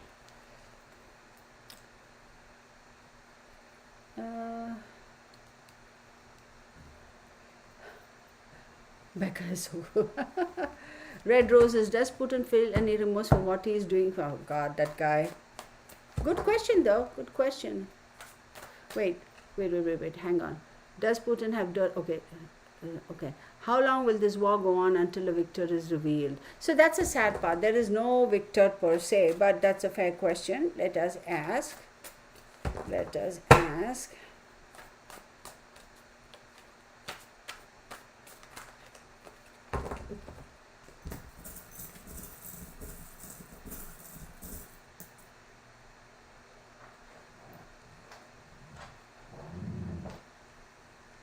So I'm going to say 0 to 9 months or 9 weeks. But it's been going on for the past 9 years. Oh, 4 months already. Oh my goodness. Nukes and nuked are among the words that can make with all letters you. Yeah, well, that's true. That is so true.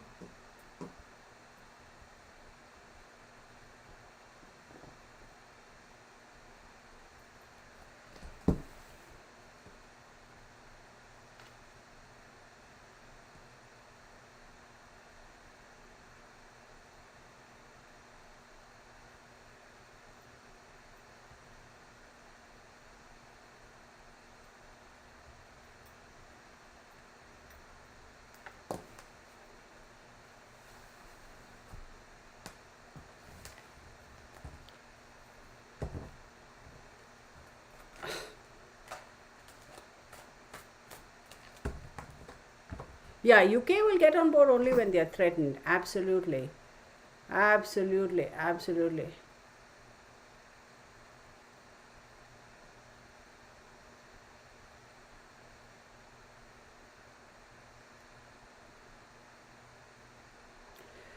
So my man says Biden got a warning from Putin to not interfere or use. Let me tell you.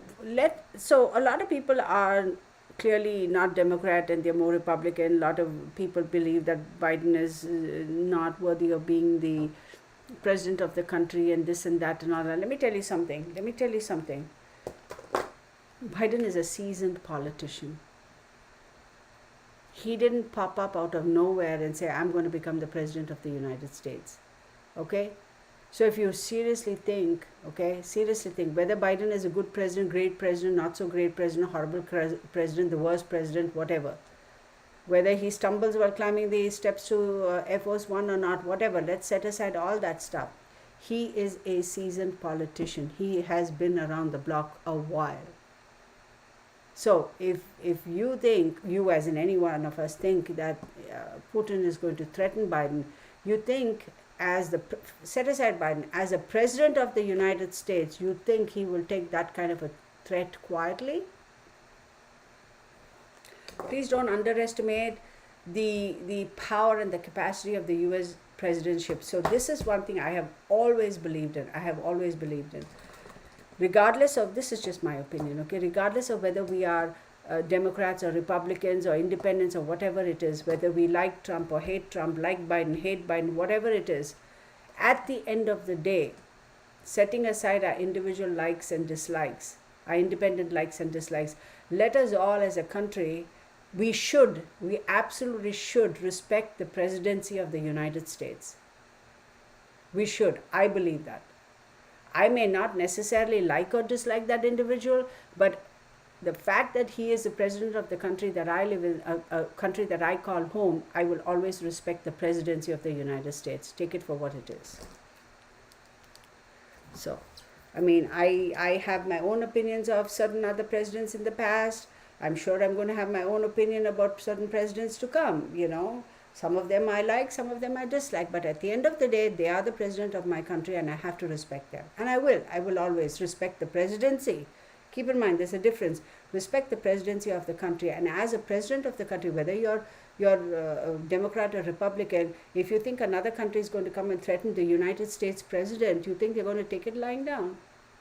And you think other people will not be aware of this threat.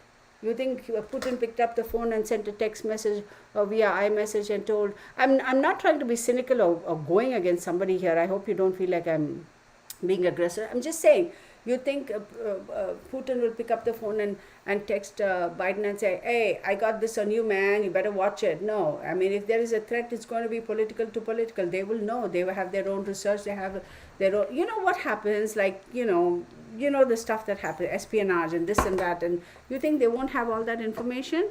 And you think he won't have pressure? You think Biden will be like, oh, he's threatened me, so I'm not going to do it? No, he's going to have pressure from the rest of his party, from the rest of the government saying, dude, you can't back down because of this. You have to take action. So that's basically what I'm saying.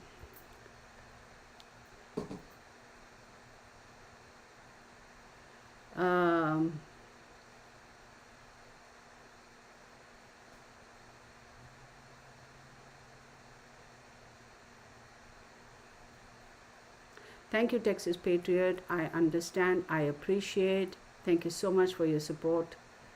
And the fact that, I appreciate it. Thank you, Gypsy Girl. How long will it take to rebuild? Let's attend the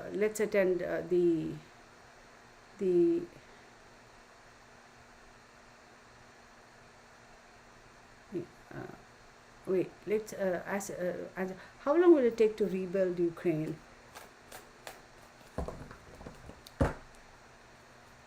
Yeah. Being a moderator, I have to give kudos to my moderators. It's not an easy job, y'all. And let me reiterate this one more time. I know I'm going off tangent a little bit over here. But listen, Texas Patriot never asked to be a moderator. She never emailed me. She never messaged me and said, hey, if you're looking for a moderator, she never did. I just watched and watched and watched, and I knew who I wanted to be my moderators. And then I just sprung her an email, and I said, and of course, because she had emailed me regarding some case, and so that's how I got her email address. And one day I sent her an email. I said, hey, I would like for you to be a moderator. Would you please consider it? And this, that, and she was absolutely. And I didn't train her. What the heck do I know about moderation? I mean, we know generally what moderation means or being a moderator means, but she never asked me, tell me what I need to do or how do I need. She just jumped right in and she ran with it, and she did an awesome job, as has Gypsy Girl as well. So I really give kudos to them. And even Gypsy Girl, even Inabak, I never trained them. I said use common sense. That's it. That's all I said. So it is not an easy job. Moderation is not just coming in the first 5 minutes and saying hello everybody and just sitting back and doing whatever you're doing. Moderation is being participative, right? Being attentive to the whole time slot of this, or the duration of the video, right? Moderation is paying attention, watching, seeing what people are saying, what are they saying. If I am in my zone, my moderators have to answer the questions or fill in the blanks or clarify things and be on top of it. Not only are they watching and reading the comments, but they also have to listen to what I'm saying, because if the viewers miss something, then they have to fill in the blanks, right? And say, hey, this is what she said, or this is what she meant, and stuff like that. So moderation is not a joke at all. I don't think so. I really appreciate my moderators. Thank you so much. So I heard a general say that was the hold up. Oh, well, I don't know, honey. I don't know which general you heard. Just saying I heard a general. I don't know. So do you have, so I'm asking my minds, do you have inside information? But what does it matter if he's mad at Clinton? Who cares? So DTC Prime, your question is he still mad at Clinton? Who gives a flip? Clinton is not in power anymore. So if you think that he's acting out now because he's mad at presidents of the past, or our foreign ministers or whoever, I don't think so. Russia does have nuclear energy, nuclear power. Yes, I wouldn't say 10 times worse than Chernobyl. I would say that it would be more on the lines of, Fukushima, I think that's the level that they expected to go, or that's going to be similar. I heard a fellow who's an expert in these things. Actually, he was interviewed and he spoke, and what he said really made sense, and he explained it very well. He goes, people just blindly jump that everything is going to be the level of devastation as Chernobyl. Don't mistake me, that was horrible. But he says the way the whole thing is set up, and he explained step of the way, and I absolutely loved it. And I could see the sense in what he was saying. And yeah, I do believe there is going to be devastation, don't get us wrong, but not to the extent of Chernobyl. That's what I'm trying to say. It can be easy, but not the way we want to be. Yeah, I hear you. Thank you so much. Okay, so somebody else had a question. I missed the question. Hang on. How long will it take to rebuild? If there were any questions before that I missed, ask. Okay.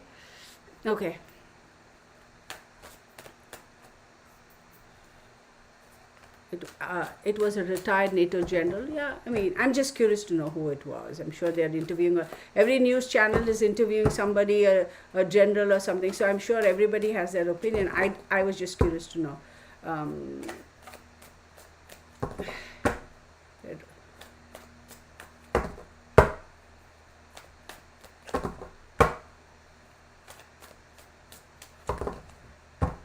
Texas, Gypsy Girl, you're all doing great. Oh no, you got it, girl. You got it. See, this female, this Empress and this Queen of Swords, let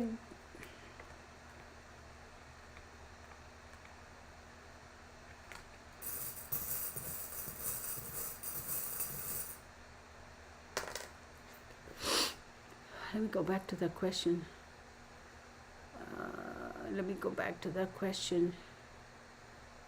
Ooh, hang on one second.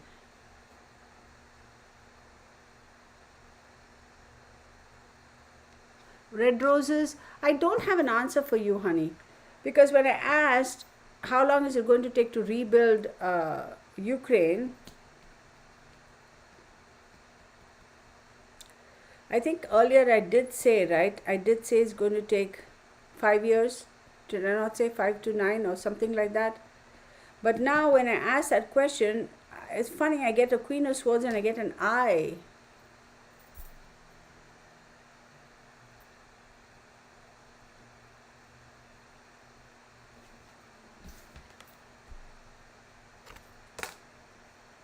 See, but as a Queen of England, interesting question, right?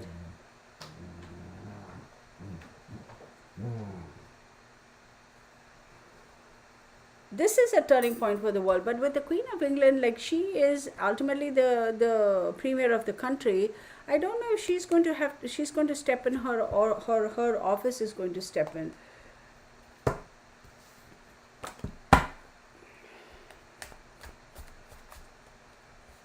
The NATO countries, yes, I wouldn't be surprised if they do. I wouldn't be surprised if this does get to the point, and I'm hoping it doesn't, and I hope I'm wrong, but definitely the NATO countries, I wouldn't be surprised. Yeah, that's what I'm saying, because I did get the Queen of Swords, and I did, even earlier I got that, and the first person I could think of was the Queen of England.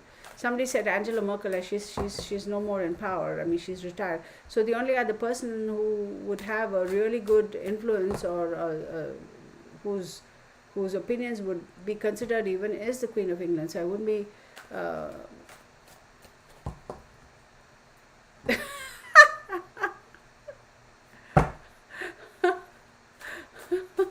True not. What do you say? To try not typo. Okay, okay, whatever.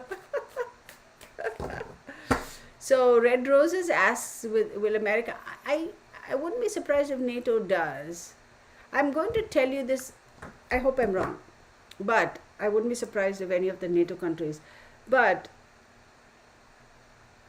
I am more concerned about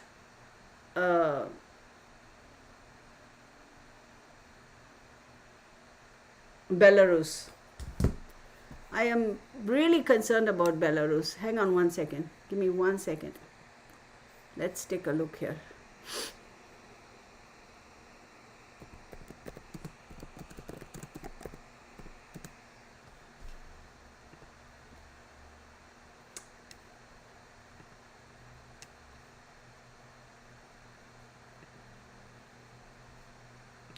So let's get down to it. I just want to know which countries. Okay, so there are 30 countries in NATO: Canada, Croatia, France, Germany, Greece, Hungary, Czech Republic, Denmark, Estonia, Albania, Belgium, Bulgaria, Iceland, Luxembourg, Montenegro, Netherlands, Italy, Latvia, Lithuania, North Macedonia, Norway, Poland, Slovakia, United Kingdom, Portugal, Romania, United States, Slovenia, Spain, and Turkey. So those are the countries. So I don't know why Belarus is kind of sticking to me. Let me do one thing, because I am really concerned, because I feel like they could turn on us. I'm just holding my hand here so I don't kind of wobble. If my hand is not steady, I won't consider the answer to this question via this.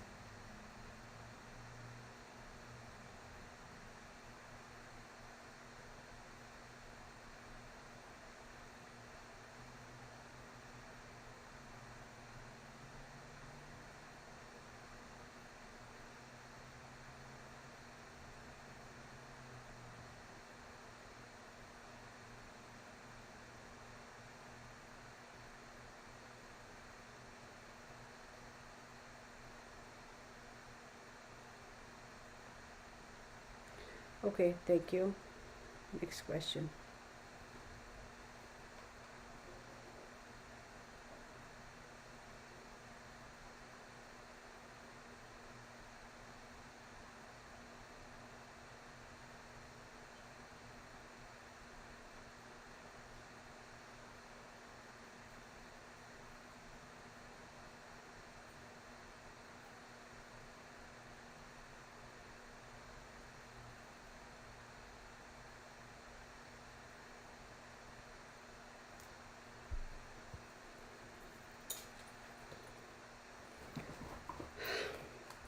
I have a feeling, okay, that Russia is going to be hurt pretty bad, okay, or to whatever extent.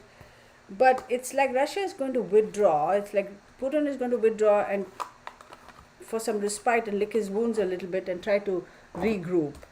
But I wouldn't be surprised if he actually bails. He's probably going to be. I don't think India is going to join Russia. I don't think.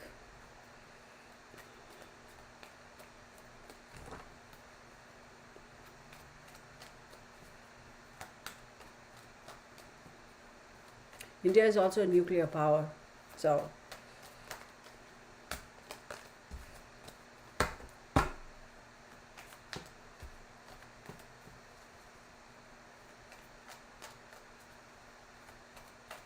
Belarus is going to support him, but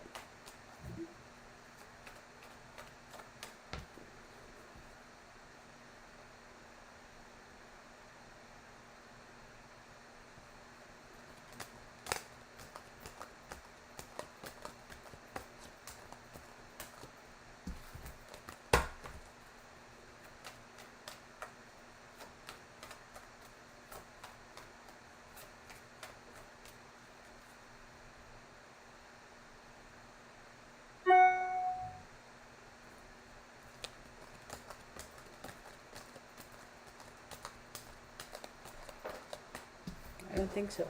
I see a new name, Sally Marie. Hey girl, welcome. Hey girl, Tricia Ridzik. Hello and welcome.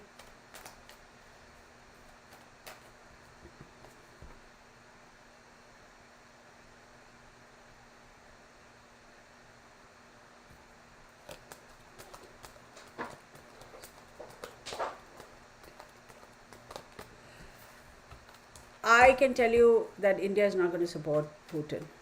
I can tell you that.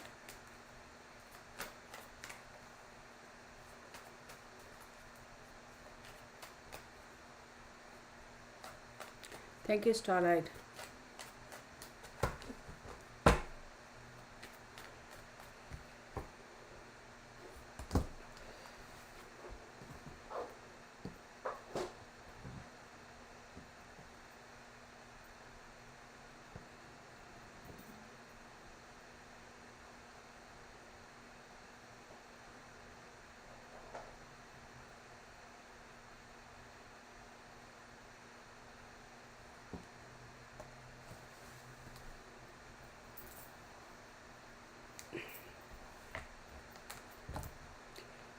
What the hell have I got all this fluff on me for? Bernie, doesn't your neck hurt, baby? No? Doesn't your neck hurt? Don't you get a crick in your neck? Come here. Come here and say hello. Come here and say hello to everybody and then I'll send you out. So here's Mr. Pooper, Mr. Peanut Swally.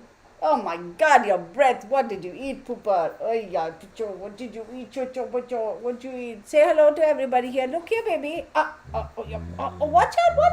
You're going to push me over.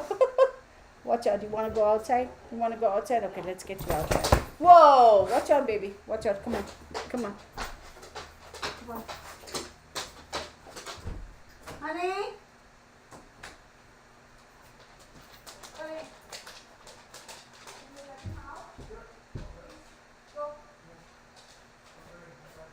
Go, buddy. Go to pee-pee. Okay, so I'll have to get up from my seat one more time because after he does pee-pee, he's going to come inside again. Yeah, he's a mama. He's like sitting like this with his neck on that thing. And I'm like, dude, how do you sit for that long? Don't you get a crick in your neck? Yeah. Thank you, Vicky. The big moose. American Fido, yeah. He's my little lap dog, right?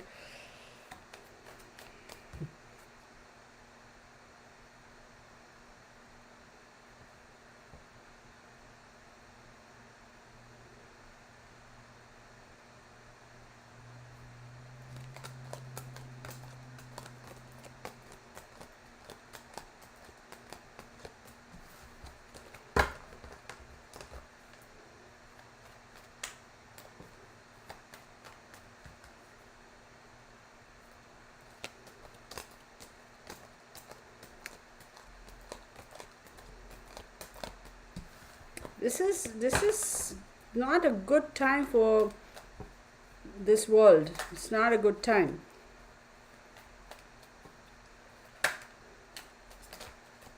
This is not a good time. That was not the answer I wanted, but I don't have a say in the matter.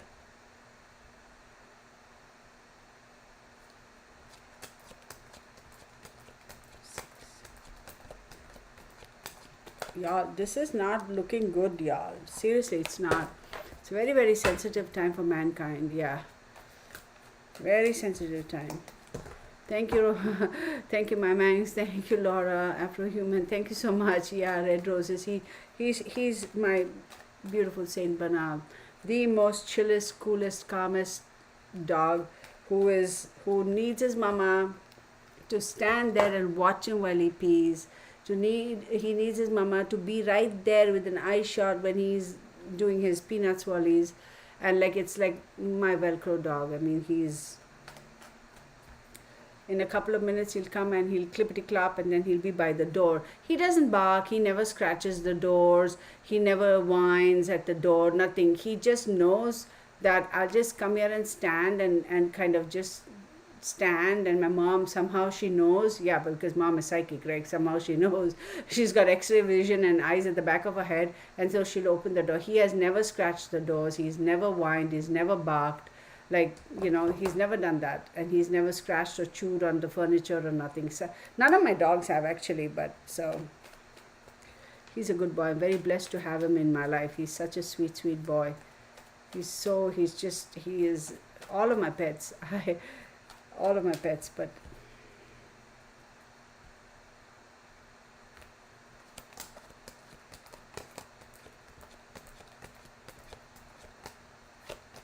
Putin is going to vamoosh from Russia, y'all. He's going to bail.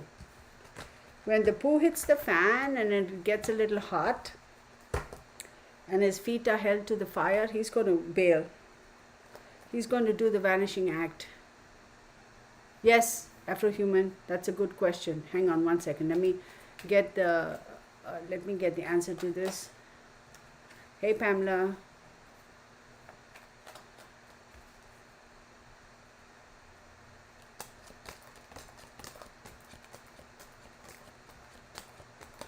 Y'all, for some reason, this 9 months is popping up consistently, so I don't know what the deal is, but I'm also going to tell you, Putin is going to make a dash for it. He's going to be like, oops, I gotta go, bye.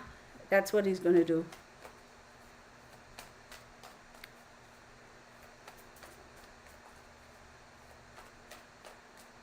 Oh, this one? This picture? No, honey. This is a picture of, I can't tilt the camera because I have to take it off the hook. I take it off the stand because I'm using my big Sony camera. This is a picture of a lion. So I got pictures of my doggies and horses all over the living room. So I try not to keep them in my bedroom because sometimes I look at them and I cry. The other day I was looking at an old picture of mine. I had rescued a racehorse, a mare, and I had to put her down. There was a horrible thing happened. Anywho, I saw that picture and I burst out crying. I can still remember that day. It's so fresh in my mind. So I try not to keep their pictures around in my bedroom. So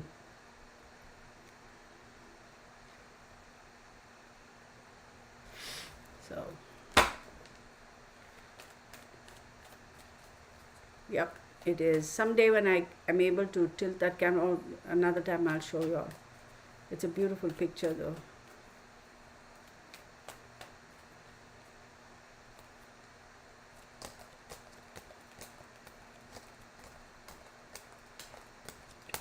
See y'all, there's 9, again 9. So consistently I'm seeing 9. Let's take a look for a second. He's a Libra, so the 9th house talks about distant travel, the intellect, etc. But he's a, what is he? I'm sorry, he's a Libra, right? So 1, 2, 3, 4, 5, 6, 7, 8, 9. 9 is Gemini. Mercury, he's going to do a quick switcheroo, y'all. He's going to be like, oh, okay, gotta go. Bye, people. Hang on one second. Oh, my goodness. You want to come in, Bo? Okay, come on in. Was quietly, patiently waiting outside. It's okay, baby. Lay down. You lay down, sweetie. Okay. I've rescued a lot of horses. A lot of horses. One of the horses I rescued was actually a polo pony that was part of the United States polo team. Yeah, don't get me started. I'm going to start crying then. I don't want to. Okay, so let's see if any of you all have any questions.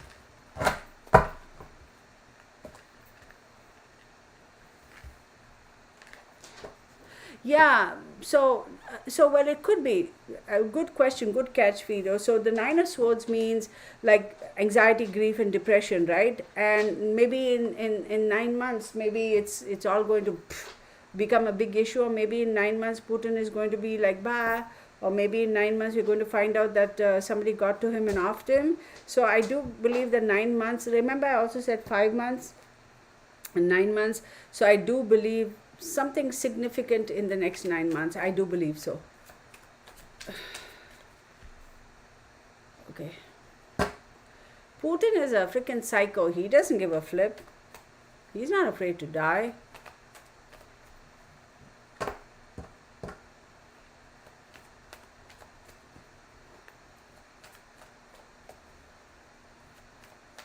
One way or the other, Sherilyn, good question. The United States ends up getting pulled into everybody else's drama, which is the sad part, because oh my god, this country needs a lot of work within itself too, right? But we are a superpower, and therefore we are the big daddy. We get pulled into everybody's woes and troubles, right? It's very unfortunate. Megan, if I wanted to share that, I would have. The fact that I'm not sharing that, let's just leave it alone, okay?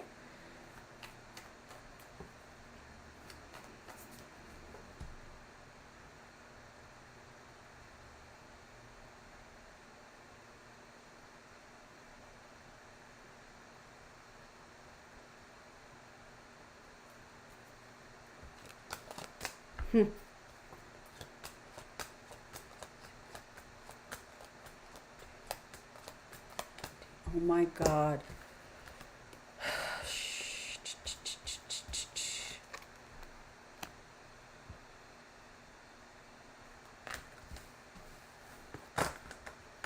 This thing can escalate in a heartbeat, y'all. This thing can escalate in a heartbeat. In a heartbeat.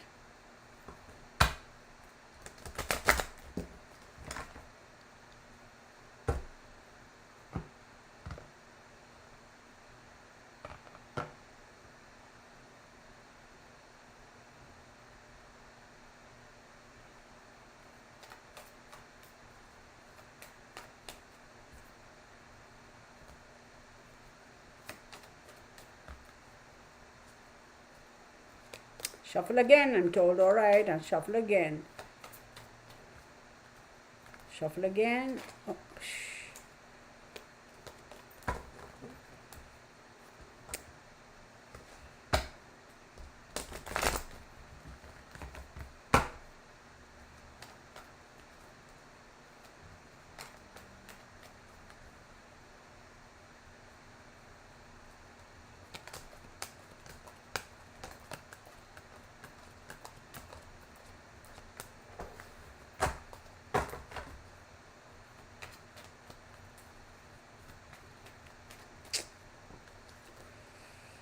shuffle again. All right, all right, all right. Shuffle again.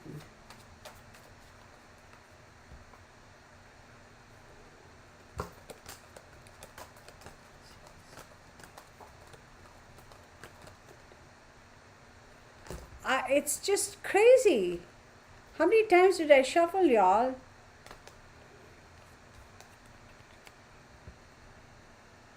Y'all, this is a confirmation for me. That 9 thing is popping up again. That 9 thing is popping up again. See, there is this queen who's factoring in. She's popped up. We do have the king and we do have the jack. This is Zelensky. We have the 2 5s. Oh my goodness, we have the 2 5s. Look it. And we have the 3 for the betrayal. Oh my god.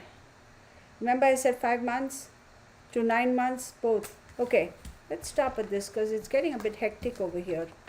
It's a bit scary actually for me, based on what I'm seeing. My opinions, do your own research, form your own conclusions, and draw your own opinions or whatever. Okay, so Starlight has a question that I did not. Okay, what Starlight? What was your question in your head? How bad is it going to get? Let's just leave it at that. So my answer is it just takes it, in a heartbeat it can go south. So does the moon times like the eclipse full moons have? Absolutely, absolutely, absolutely. It's all the it's all the what's called the planetary positions and how they. So we have to look at Zelensky's chart, we look at Putin's chart, we look at the chart of Russia, we look at the chart of Ukraine, and we look at the chart of the United States because it's got the superpower, right? And the chart of Biden. So when you put all these 2, 4, 6 charts together, you get a better picture. But I would throw in Belarus in that because I think that is very, very instrumental for some reason.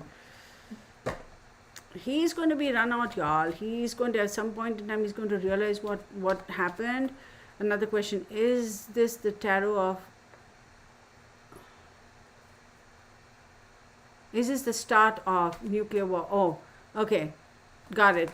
Like I said, it could change in a heartbeat. It could get bad in a heartbeat. So that should answer your question. Please don't ask me to expand on that. It will affect all of us. Absolutely right, Megan, one way or the other, whether we are sitting in the United States, whether we are sitting in, I don't know, Brazil or in the Bahamas or wherever, one way or the other, this is going to affect every single person in the world, directly or indirectly, because we are no more a micro or a independent economy or what or such, right? Because of way trade is and GDPs of every country and how much we import, how much we export, the value of this, the value of that, commodities, all that stuff, everything is interlinked, right? No country you can say in this world is totally self-sufficient where they have no need to borrow from other countries or buy from another country or sell to another country to sustain itself. Even if you take, for example, again, I don't want you all to misconstrue this, certain countries in the world such as the Bahamas, the Caribbeans, they're like, I don't know, Mauritius and wherever these countries are that rely a lot on tourism, let's say, for example, right? Then the tourists won't have that expendable income to be able to go on these holidays to all these fancy countries. So then what happens? They the economy kind of starts petering out, and then therefore so you get what I'm saying. So any which way you look at it, the whole world is going to suffer. Look what happened World War I, World War II. It was devastation across the globe, regardless of which country you were in, right? Whether you were part of NATO or not, whether you were in Europe close to Germany, not close to Germany, it affected the whole world. So it is going to affect every one of us. It's very, very unfortunate though, but yeah, I know. Thank you for reminding me, Gypsy Girl. She just reminded me, oh, I love the smell of the sage. So yes, I will. Thanks for reminding me because sometimes I do forget.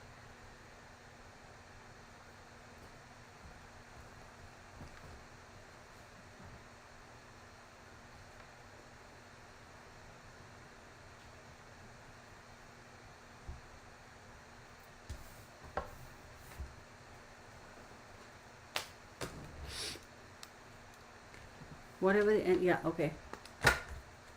Carriage house. Denise Wilson, common sense. I mean, there's no need to kind of get into a state of panic, but you do what you think is right. Like, remember, even when the pandemic hit, everybody went crazy, and for a brief period of time, I think the shortage was caused because the purchasing increased exponentially, and they weren't prepared for that sudden increase in consumers, right? They weren't the providers or the what you call those guys, retailers didn't expect people to come at one shot and buy such large volumes. Usually they stagger their stocks. They stagger the amount that keeps coming in inventory. They have to balance the inventory because you can't have too much of stock. Then you're not getting returns. So let's say you pay $100 and you buy 10 rolls of whatever, toilet paper, and you keep it on your shelf, and it takes 20 days for you to sell that. So how many days it takes for you to sell those 10 rolls of toilet paper also greatly influences your profitability, because the longer that money is stuck on the shelf and the item is not moving, you're not getting any investment returns on that, right? So it works that way. So they were basically not prepared for the sudden uptake in terms of consumers going and buying in bulk. So the staggered supply chain got affected, and then all of a sudden you realize that, oh my God, there's nothing available in the stores. Then mass hysteria starts. So having said that, I would say use common sense, right? Am I individually worried that, oh my God, I need to go out and buy every roll of toilet paper and canned goods? And I'm not thinking that at the moment at all, so common sense. Yeah, I saw that. Tanya Hines. Tanya is new, welcome. Yeah.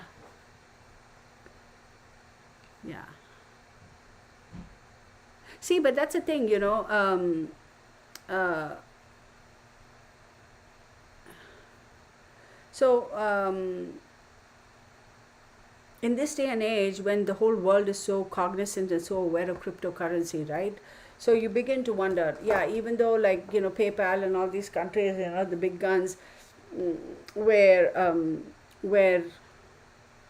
they are like cutting off the supply chain or the oxygen to Russia, although cryptocurrency is not mainstream to the extent that regular currency is, you can still have a lot of transactions go on that way. You can still have a lot of that. So I have a vague feeling that this whole drama is inadvertently going to push crypto further into the limelight. I do believe so. I don't like me suggestion here, Pratik, but will there be a country's bridge bombed by accident in there, and they take it to heart and don't believe it's a mistake? Why are you asking about a bridge? Why a bridge?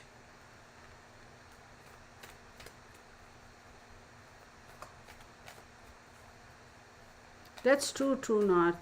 We need to remember humanity at its greatest, not at its you know, at its worst. But you know, the sad thing is, like we say time and time and again, you're only as strong as your weakest link. So humanity is only going to be as strong as its worst self is. You get what I'm saying, in a twisted way. Any questions for me, y'all? Yes, thank you, Gypsy Girl. Oh, FY. Oh my God, I completely forgot. All right, so let me stop for a second and sidetrack into a couple of other things. Um, thank you so much for your likes and your support. I do appreciate all of you. Thank you for joining me. Thank you to my moderators. I just sprung it on them literally 2 minutes before I went live. I said, hey, I'm going live. You know, literally not even 2 minutes actually. And then actually one of them said, I don't see you. I said, hold on, let me hit send on your message first, type of thing. So thank you to my moderators for being here. I do appreciate you. So for those of you who are here for the first time, thank you. I hope you subscribe and become a part of the Real family. My website is up. It is the Real Tarot, www.therealtarot1123.com. It will be in the description box. So please hit that link for your personal readings. If you go over there, it's very, very interactive. It's very easy to use. You know, it's one and done. You can pick what type of reading you want. You can pick the time slots, put in all your information. You make your payment via Zelle or PayPal, and then I get confirmation your appointment is confirmed, and then there we go, right? But at the moment I am not doing any readings until Sunday night. I'm closed. So Monday morning is when I started accepting readings, just because I had stuff going on. So, and tomorrow we are going to do Silver Screen Sunday. That's going to be a live. That's at 4 p.m. That is 1600 hours Central Standard Time. Do join me. I'm going to make some announcements tomorrow. This is going to be new stuff that I'm going to be doing, a little bit of changes as far as my channel is concerned. And you know, what kind of changes, how is it going to be?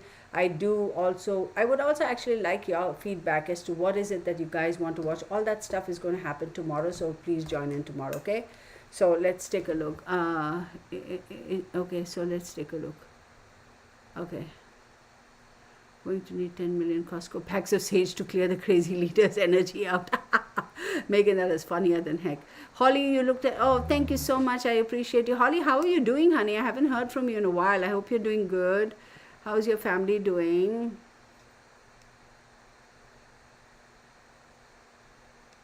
See, like I said, you know, somebody asked, you know, about this bridge thing. I'm going to say that. Oh, thank you, Denise. Holly, just send me an email. Let me know how you're doing, sweetie.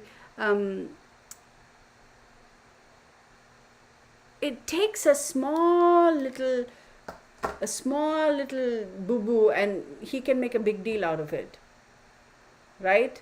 So that's why they also have to be careful, you know, if America, like I said, if an American war aircraft just goes by and even by mistake just drops a bomb or does something like that, then that's all Putin needs. It's like he's just simmering there at the top. It's like that energy right there. He just needs a little bit of a boop, and then he's going to explode, if you know what I mean. So we got to be very, very careful about that stuff. So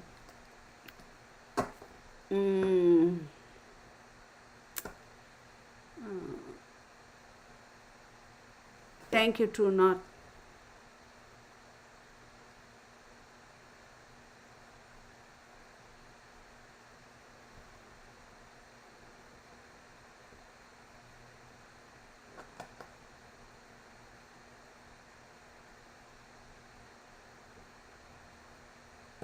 Okay, any questions? Because if y'all don't, then in another 4 minutes, I'm going to shut it down because I've been on for 3 hours now or such. Or wait, 2.5 hours.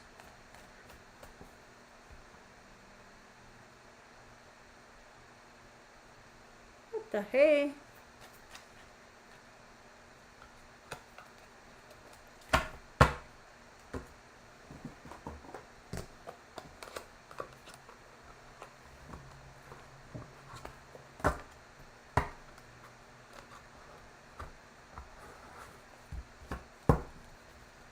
One eye open. Do you see the possibility of him being assassinated? Very likely. Very likely. Oh, I see what it is. It's this guy. Oh, oh, no, don't fall off. Yeah, I know. That's what caught my attention too. Yeah, I saw that. Yeah, that was so weird. That was so weird. It's like how? Like what?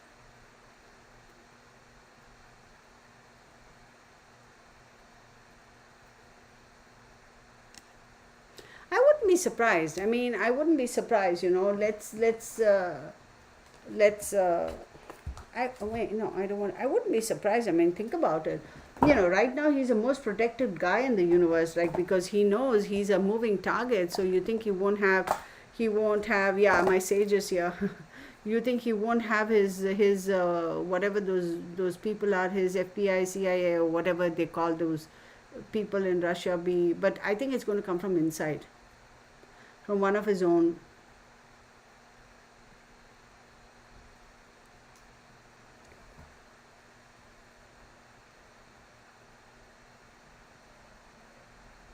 So either they're going to get to him before he says bye Felicia and takes off, or once he's gone, they will like outside the country they'll get to him. I don't know, but his life is very much at risk. I wish I knew American Fido. I wish I knew. Yes, it is the weirdest thing, and this side table is not in any way touching my main table. So I can't even say that, oh, because of me doing all this and moving and the vibrations has touched that. There's a good, I'll show you guys. It's completely separate from my,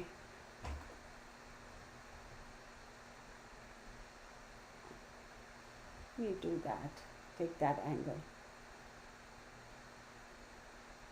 Okay, let me show you.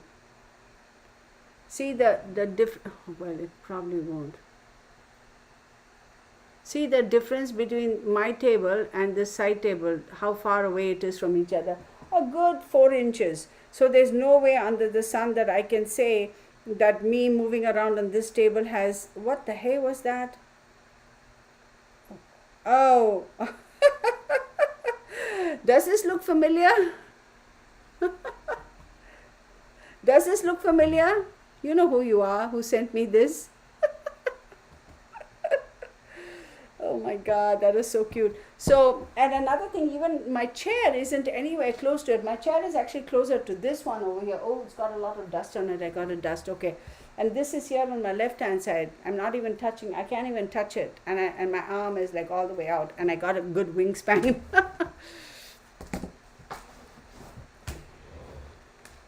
So let's see. So let's see. I missed something. Let's see. Yeah. So, hey Catskill, how are you? Bye, Carol. So, when you say 4 p.m., what time? Central Standard Time. That is 1600 hours, Central Standard Time in the United States.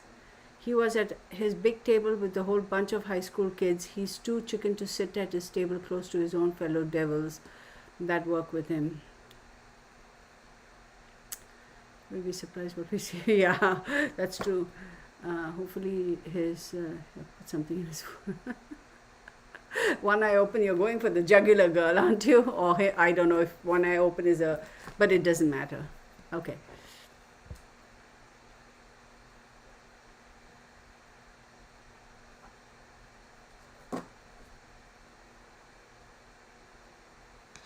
For him, it's an ego thing, such an ego thing, right? True North. I'm sure at that level, I'm sure at that level, there. You agree, Boo? At that level.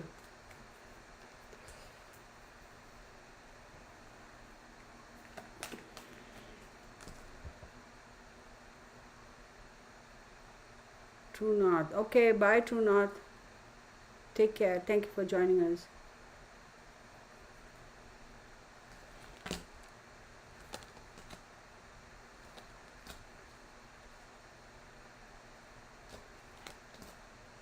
They are going to make an effort to talk peace. They are going to make a great effort to talk peace.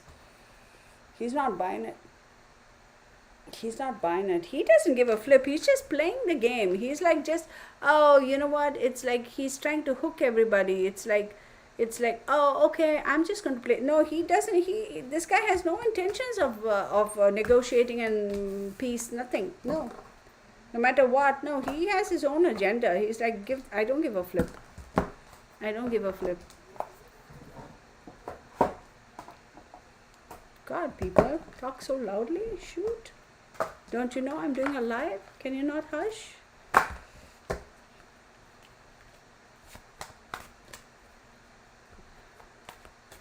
That's okay, Queen of Wands.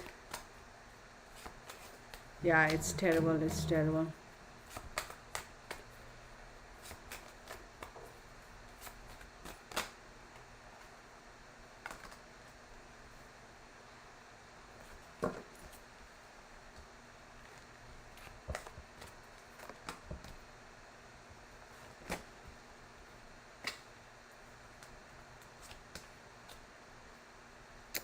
That Baltic Sea, that has been a very, very, very crucial thing for him. Very crucial. There's a reason why he has done that. He wants to completely choke off Ukraine from having any support via the sea or the ocean from any other country, right? So the only other way that we can do that is because they have occupied the coastline, the south. So the only other way anybody else can help is if they air attack or by land. So he's trying to cut off. He's got Belarus and them helping there. Now the only other thing is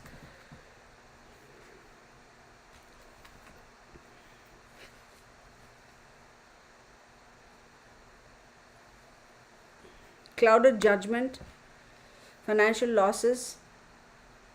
August.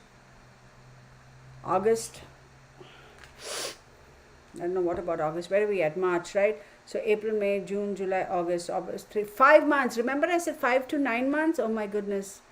Assailed honor.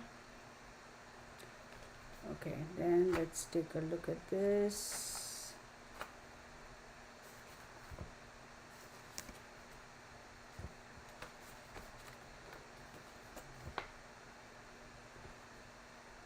Give me 1 second.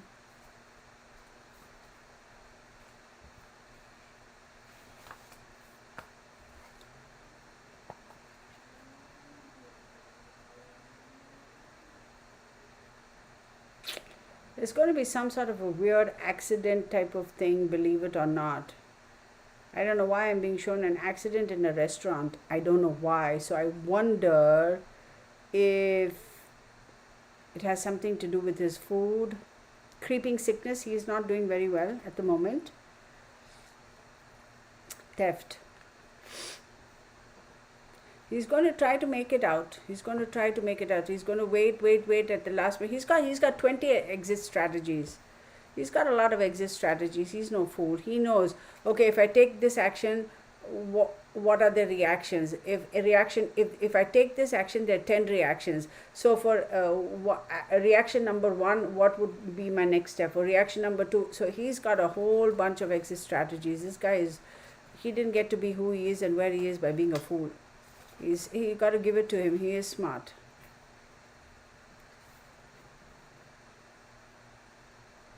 Around January is when he decided his timing.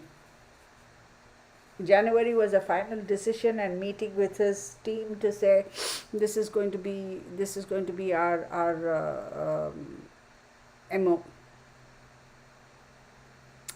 I also see misdirection and I see a secret enemy. So Mm.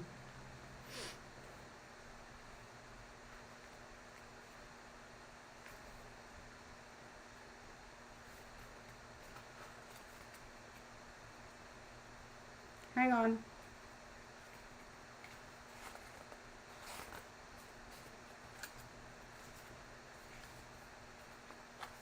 Miscarriage of justice, useless sacrifice, all for nothing, waste of lives, lost lives, broken promises. He is not going to keep up his agreement with China where they agreed never to use nuclear power. Remember, him and the Chinese premier had that agreement. He doesn't give a flip. Complete miscarriage of justice, total calamity.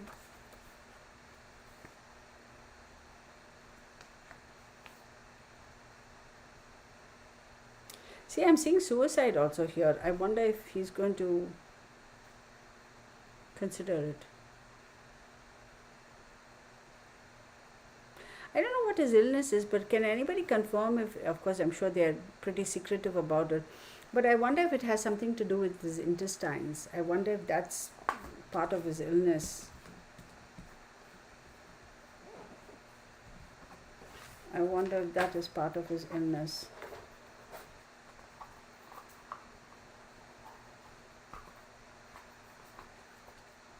I don't know. All right, everybody, what we got? Okay, so unfortunately we have no control. I can only wish good for, yeah. These kind of people with this type of mentality can get to a position. Huh? What, May 9th? May 9th for September, yeah.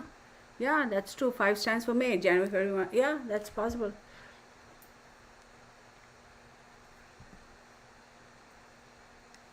Oh. Doesn't care. Oh, his kids and all are taken care of, yeah.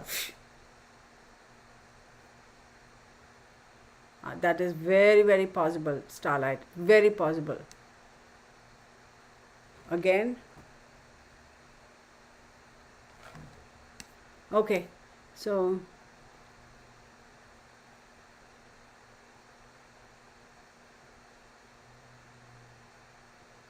what the hell? It's almost reminiscent of the hats that they wear, right? The Russian thing. I mean, the shape that, that boxy. I don't even know what it's called. I love this hat though. Thank you so much. One of you guys sent it to me. I'm not going to mention names, but I really love it. Thank you. Okay, so if we have nothing, I said 9 o'clock and we're 8 minutes past. So shall we call it a night? Okay. What do you say, folks?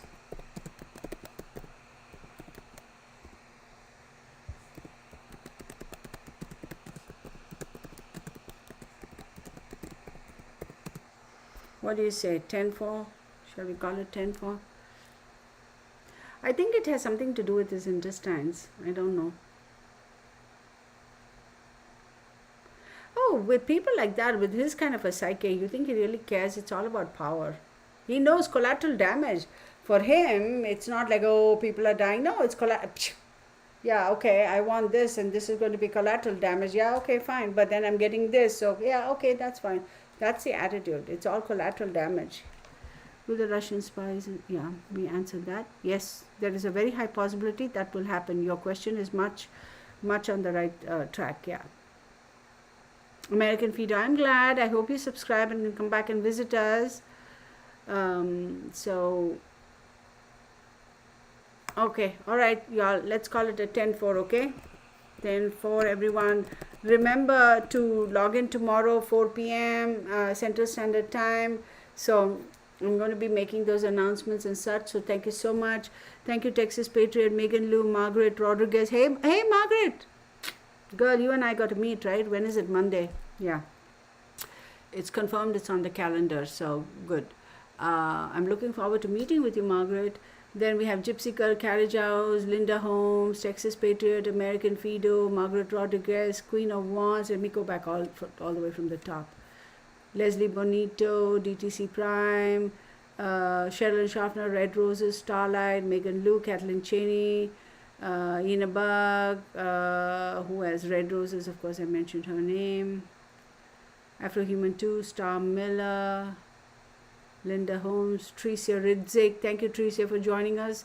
I see I don't quite recognize your name, so if this is the first time, welcome. And I hope you decide to subscribe and become a part of the real family. Sally Marie, same to you, honey. Thank you for joining us. Vicky Honordell, hey Vicky, thank you for joining us. I hope you subscribe. Valerie Ritter, hello Valerie, thank you for joining us. Hope you subscribe. True North, hello honey. Vicky Honordell, yeah, I did mention. Lucinda 5563, Carol Little, Delvin H, hey girl, hey. Shock Assembler, hey girl, I haven't seen you in a bit. What's going on? Carrie Lee, London, hello honey. Queen of Wands, hey girl. Lisa E, Afrohuman 2, Red Roses, Laura Short Legs, My Manx, Tainted Meat, Becca, I hope you're feeling better, honey. I hope you get a good night's rest. Pamela Strutman, who am I missing? If I missed anybody's name, please don't be offended. No offense meant. It's just... So, much love to Kathleen Cheney. Much love to all of you. One eye open. Hey, girl, hey. Laurie Berry. That sounds... that's a new name. I'm not familiar. Thank you, though, for joining us. I hope you subscribe. Starlight. I did American... Okay. All right, y'all. I'm just going to close this out. Thank you so much, everybody. You have a good night. Janet Farmer. Thank you, honey. And see you, absolutely my pleasure. See you in the next tomorrow. Hey, tomorrow, Silver Screen Sunday. All right, y'all have a good one. Bye for now.